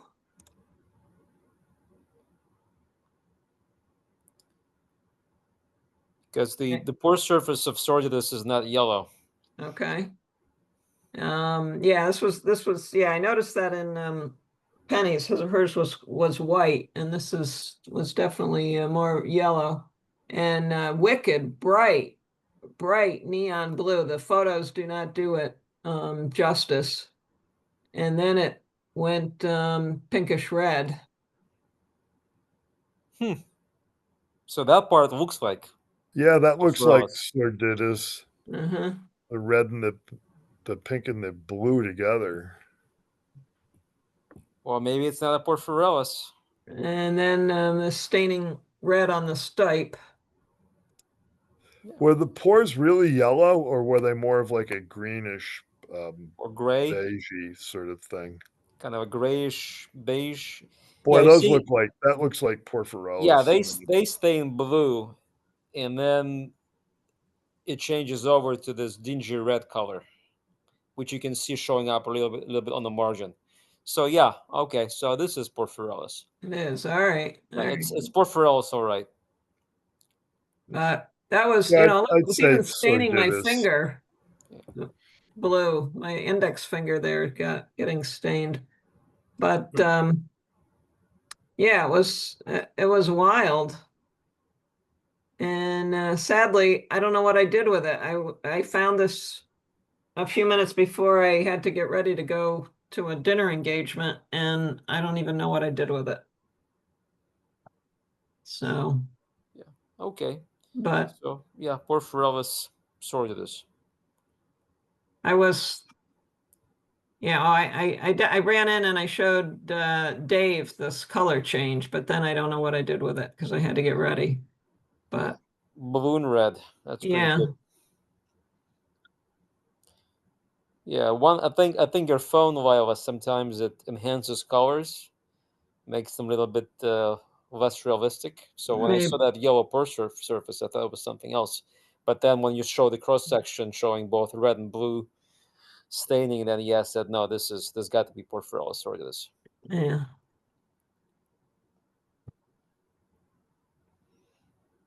Yeah, but the cap, like right here, it may look like a faded out Xericomelus a little bit.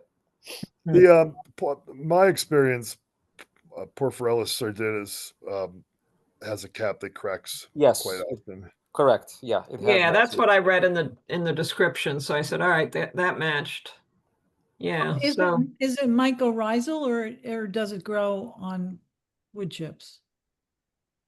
Probably an oak nearby, right, Lila? Yeah, there is an oak. It's probably and it's an oak that's kind of getting sick. It seems like part of it is dying, and I would say this is within the fall radius of that oak, just barely, but yeah. Yeah, it's mycorrhizal. Yeah. So I've never seen it in the yard before, so that was a new one for the yard. And I almost didn't even see it. I saw it from the other side when I was looking at the cucumbers, so I had to run around the fence and get it. Yeah, it is strange that you have to wait for certain mushrooms to come out sometimes for 10 or 15 years. And I've seen those examples before myself. Yeah. There's a park I often go to. As a matter of fact, I was there earlier today, and there's one spot where I usually find mushrooms, but one species came out like in droves a few years ago, and it's never been there before. Never. Never. Yeah. Yeah, and it's a common species too. Lanmaoa pseudosensibilis. Mhm. But I haven't seen it, since then or before then, ever, in that spot. Yeah, and it's very interesting. All Dave, right. have you tried eating Porphyrellus sordidus? No, I haven't tried it. I don't think so. Maybe I should look in my notes. Maybe I did a long time ago. It doesn't look very appetizing, really. Yeah, maybe it doesn't taste well or something. I have to read up on the Yeah, I may comments. have tried it a long time ago. I'm not sure. I mean, I think typically Porphyrellus is not a genus that's known for its edibility or culinary distinctness. I think people try to avoid these things because they blue. Yeah. Well, sordidus doesn't sound encouraging either. Yeah, that's a better word, right? Yeah. A Sordid. sordid Tilapilus, Yeah. Porphyrellus, yeah. All right. Oh, Yeah. Dave found his thing. He put it in Yeah, the. and it'll be nice to see on the heels of your uh, Porphyrellus, Right. because I thought when I first saw this, I thought it might be Porphyrellus, um, but it has yellow pores, as Igor just pointed out. Porphyrellus should not have yellow pores, so this one did. This one had pretty noticeably yellow pores.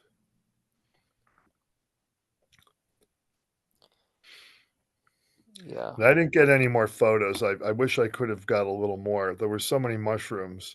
What was the I was just- type? If this type thing's Apollo? if this thing stained blue, I would say this is Boletellus chrysanthemum. Yeah, I think that might be what it is. I didn't check it for staining. I didn't cut it or bruise it or anything. I should have. I dried it out though. But I think that's what it is. And that one grows on wood, right? Yep.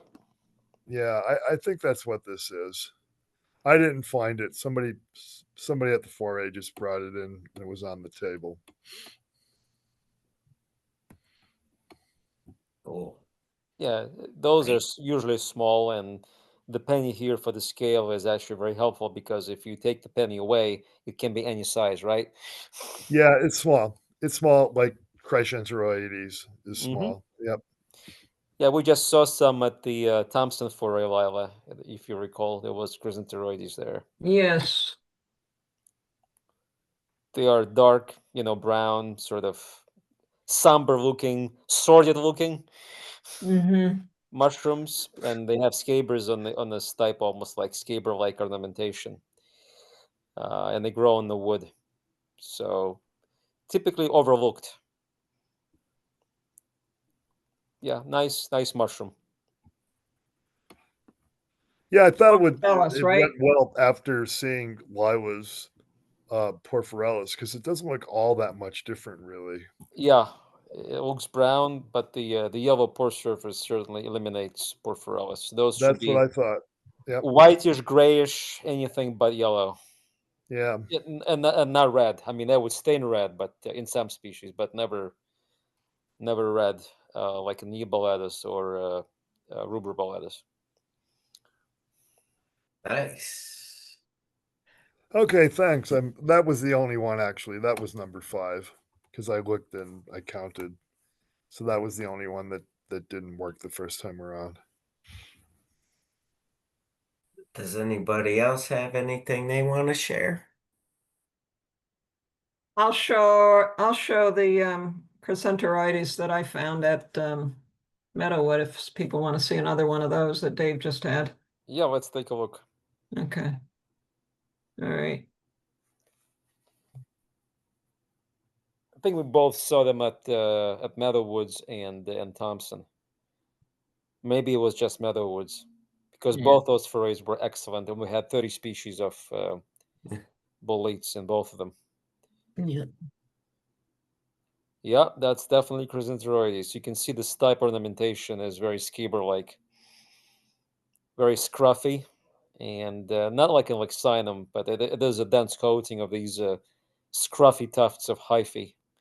Yeah. Very unusual ornamentation on the stipe, and the pores are xerocomoid. As you can see, the walls are fused with each other. If you break them, they're not going to separate from each other, and they do stain bluish green, or probably blue, just because it merges with a yellow color, gives you like an appearance of green. Yeah. Yeah, they are dark brown mushrooms. You can see the texture of the cap. Very nice photograph, Lila. Thank you. Very good lighting too.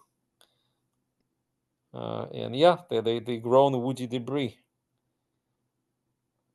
I've never eaten those things, but you can see the ornamentation here. Very scaber-like.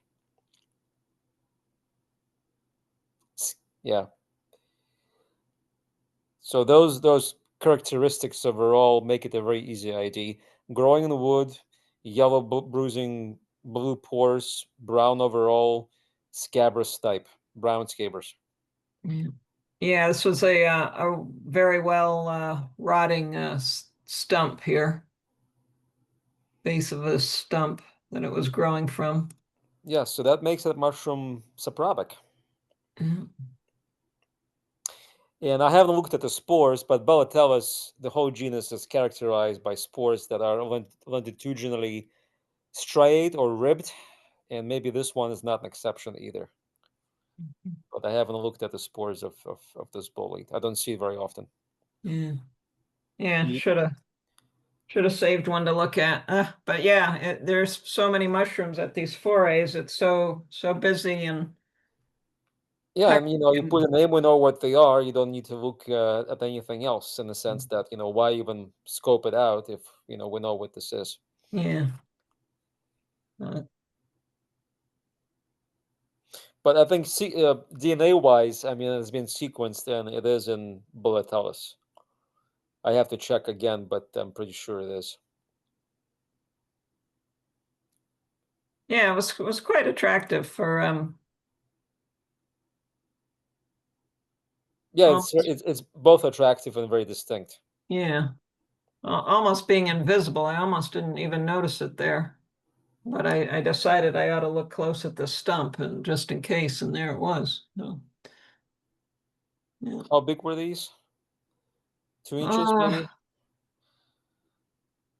Yeah, shoot, not terribly large. Yeah. Maybe 2 inches across, if Yeah. that. Yeah, they tend to be on the smaller side. I've Yeah. never seen them big or even medium sized. Yeah. Yeah, I didn't put anything in the photo. I should have dropped a coin on the top of this one here, but Yeah, this is not on your property though, right? no, this was Meadowood. Oh, this is Meadows, yeah, right. Okay. Yep. Yep. Yep. Yeah. So that was that. Oh, maybe Dave knows what this is.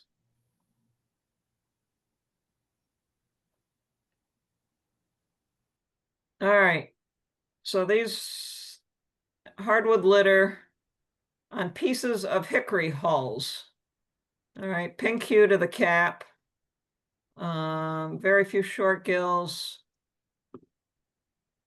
All right, then there's these black rhizomorphs, which we'll see, I think.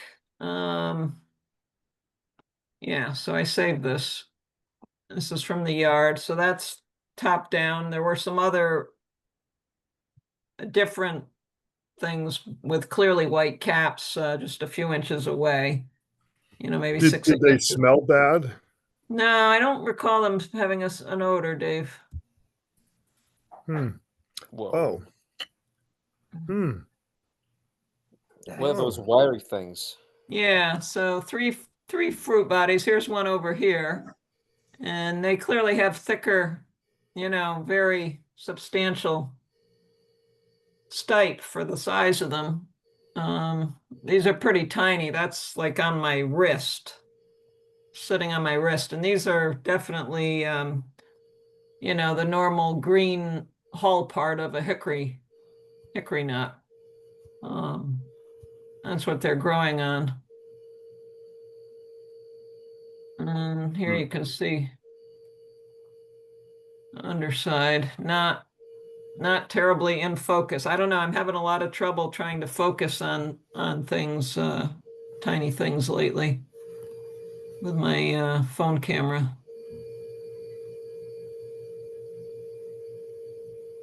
I've been experiencing the same thing, and I'm chalking it up to some kind of update that I had recently that, you know, changed the way that my camera works. Oh, wow. Okay. That's not good. No, no. Now this one's a little bit better. And also, this reminds me, I shared something maybe a couple months ago. Grown on hickory hulls, looks very similar to this. Oh, cool. Never really Look figured at out how what it few was. short gills there are. Yeah, very few. There's one And they're up very here. short. Yeah, one there. Maybe one over here. Yeah, you can actually count all the gills here. Yeah. Wouldn't take you very long. So Yeah, maybe 23. Yeah, I don't know. I didn't count them, but yeah, it's doable for sure. And yeah, this stipe a little bit browner at the top, but seemed to be very, very black. And just really anchored, really attached to this substrate. That smells delicious. And this is after they've dried out for a couple hours, just like sitting somewhere. They weren't even in a dehydrator. They just dried out. And it was interesting. The one on the right didn't seem to have any of these other things. So I'm like, were they other fruit bodies, or are they some kind of rhizomorphs? Seemed like they were. They look I like don't know they're what they pegged were. in there the same way that the fruit body was. And you can see that cap on the left from the other one. So it looks like, yeah, they got decapitated. So all Well, these things were. Mycetinus opacus has these thin rhizomes that wrap around this substrate that it grows from, but that's not what this is. But at least there is that similarity. So I wonder if this might be some sort of Mycetinus. The only two Mycetinus species I know are opacus and Scorodonius, and this doesn't really look like either one, but it does have characteristics of Mycetinus. Mycetinus used to be in Marasmius. So Marasmius mushrooms tend to shrivel up quite readily, and then when it rains, they come back to life.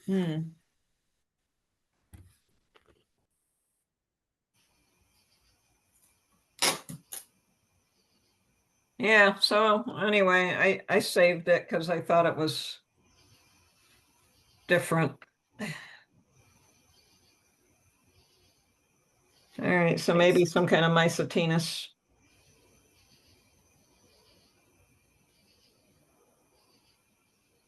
All right. I have two I'd like to share.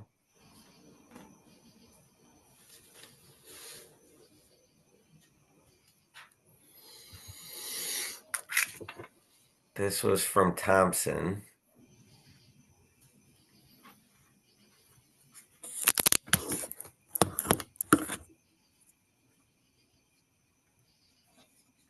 the same log. These are a couple inches apart from each other.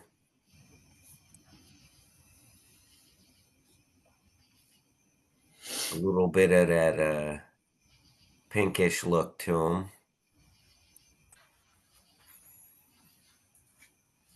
That's actually a pretty decent Or print there. color. Mm. You have some sort of entoloma.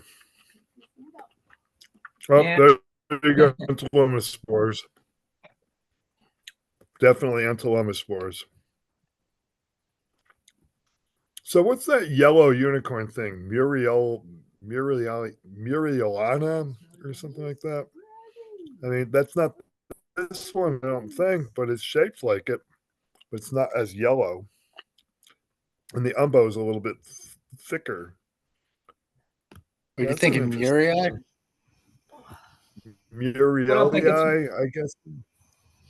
Muriae. I don't think Yeah. that's what this is, No, definitely not. but it's But similar. there's another one. Not you're not thinking of Muriae, right? Well, there's the orange one, but that's not what this is. Salmonium or whatever. Quadratum. Yeah, quadratum. This is not quadratum. No, and it's Yeah, not quadratum, and salmonium. They're the same thing. all I'm saying, it's not Muriae or Quadratum, but Muriae, right. Yeah, it's not either one of those, but it looks fairly similar. Interesting. And directly on wood too. oh yeah. Right out of it. Yeah, because Muriae and Quadratum, they have the cuboid spores. Oh, that's right. Yep. And Those spores are wrong. And don't they grow on moss? They're moss. Yeah, usually in moss. Yep.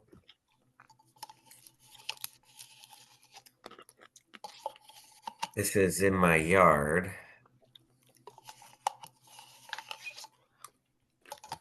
Wow. That's chlorophyllum of some kind, huh? Does this have gills or is it just like a ball on a stalk? It's Oh, okay. chlorophyllum. That chlorophyll. This Yep. is All right. next day.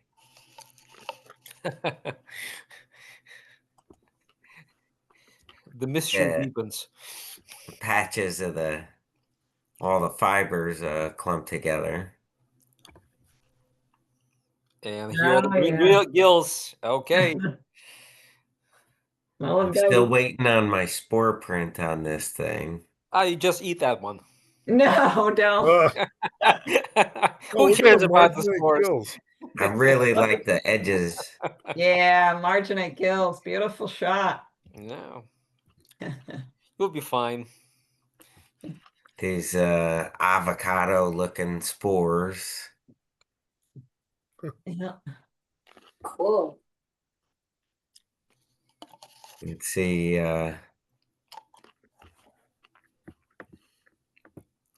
Nice stigmata. But about 7 inches tall. A good 3 wide. Was it on a lawn or was it in like near trees and stuff or in mulch or something like that? Yeah, it's in the Wood wood mulch. chip mulch all the way at the edge. Oh, I see. I think this might be Sitting one of the under. white spored ones. Well, I can look right now. Let me see what I got. Well, the one that he showed clearly had a green, tinge to the gills. Oh, you thought so? Okay. Oh, yeah. Well, then it's probably the green spored one. Yeah, I think that's why I joked. He should eat them before. Right. Yeah, Here's about the I spore. got it. I got the joke. Yeah, But I wonder. here's about the I spore just size. wondered. That would be a quicker test. There's I a lot gotta of tell you, that staining thing's on that thing's Yeah. hardly dropping any at all, I don't think. No, not much of a spore print to even be had such as yet. Maybe tomorrow morning. Yeah, I'm yet to find Rhodotus in New Jersey. Oh, really? Oh. Yeah, I have never seen that species. I found Brunium, which is out of place, but I've never seen Rhodotus. Yeah, I don't think I have either. But it's fun. There's still two more out there. If this one doesn't give me what I want, maybe one of them will. How long have you had it laid out for spores? I don't know, 5 o'clock. Mm, yeah. Yeah, Yeah. give it some time. I had one of those that I picked and I just left it lying out and it desiccated itself and the gills turned pretty green and that thing just hung on forever. It's the whole neighborhood's full of these right now. Yeah. Like I did one lawn around the corner. There's like 20 of them. Yeah. Yeah, they'll come up in like a big fairy ring. Yeah, there's one big one in my neighborhood too, a big fairy ring of these. Mm. Yeah, just fun to have in the yard. Yeah. One of the most common things that people eat and get sick on, apparently. I Yeah, mean, it tops the list of the NAMA poisonings, annual poisonings list. Almost every year.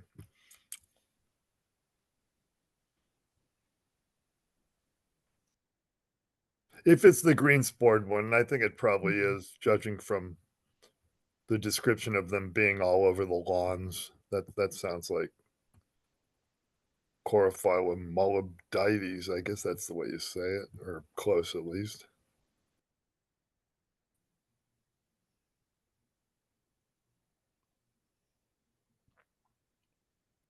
has anybody else sent anything in?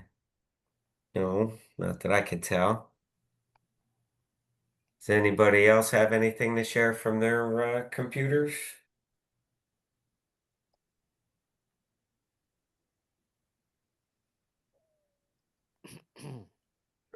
Now I'll have plenty to share next week, though. I'm currently working through, I don't know, 50 different species I found today. Plus, you had that box full of tiny stuff from from the foray. Yeah, I got as much as I could out of that. I had to start a project and have been busy pretty much since Saturday. So didn't get to spend too much time on that stuff. Yeah. All right then. We That's All right, Byron. Byron.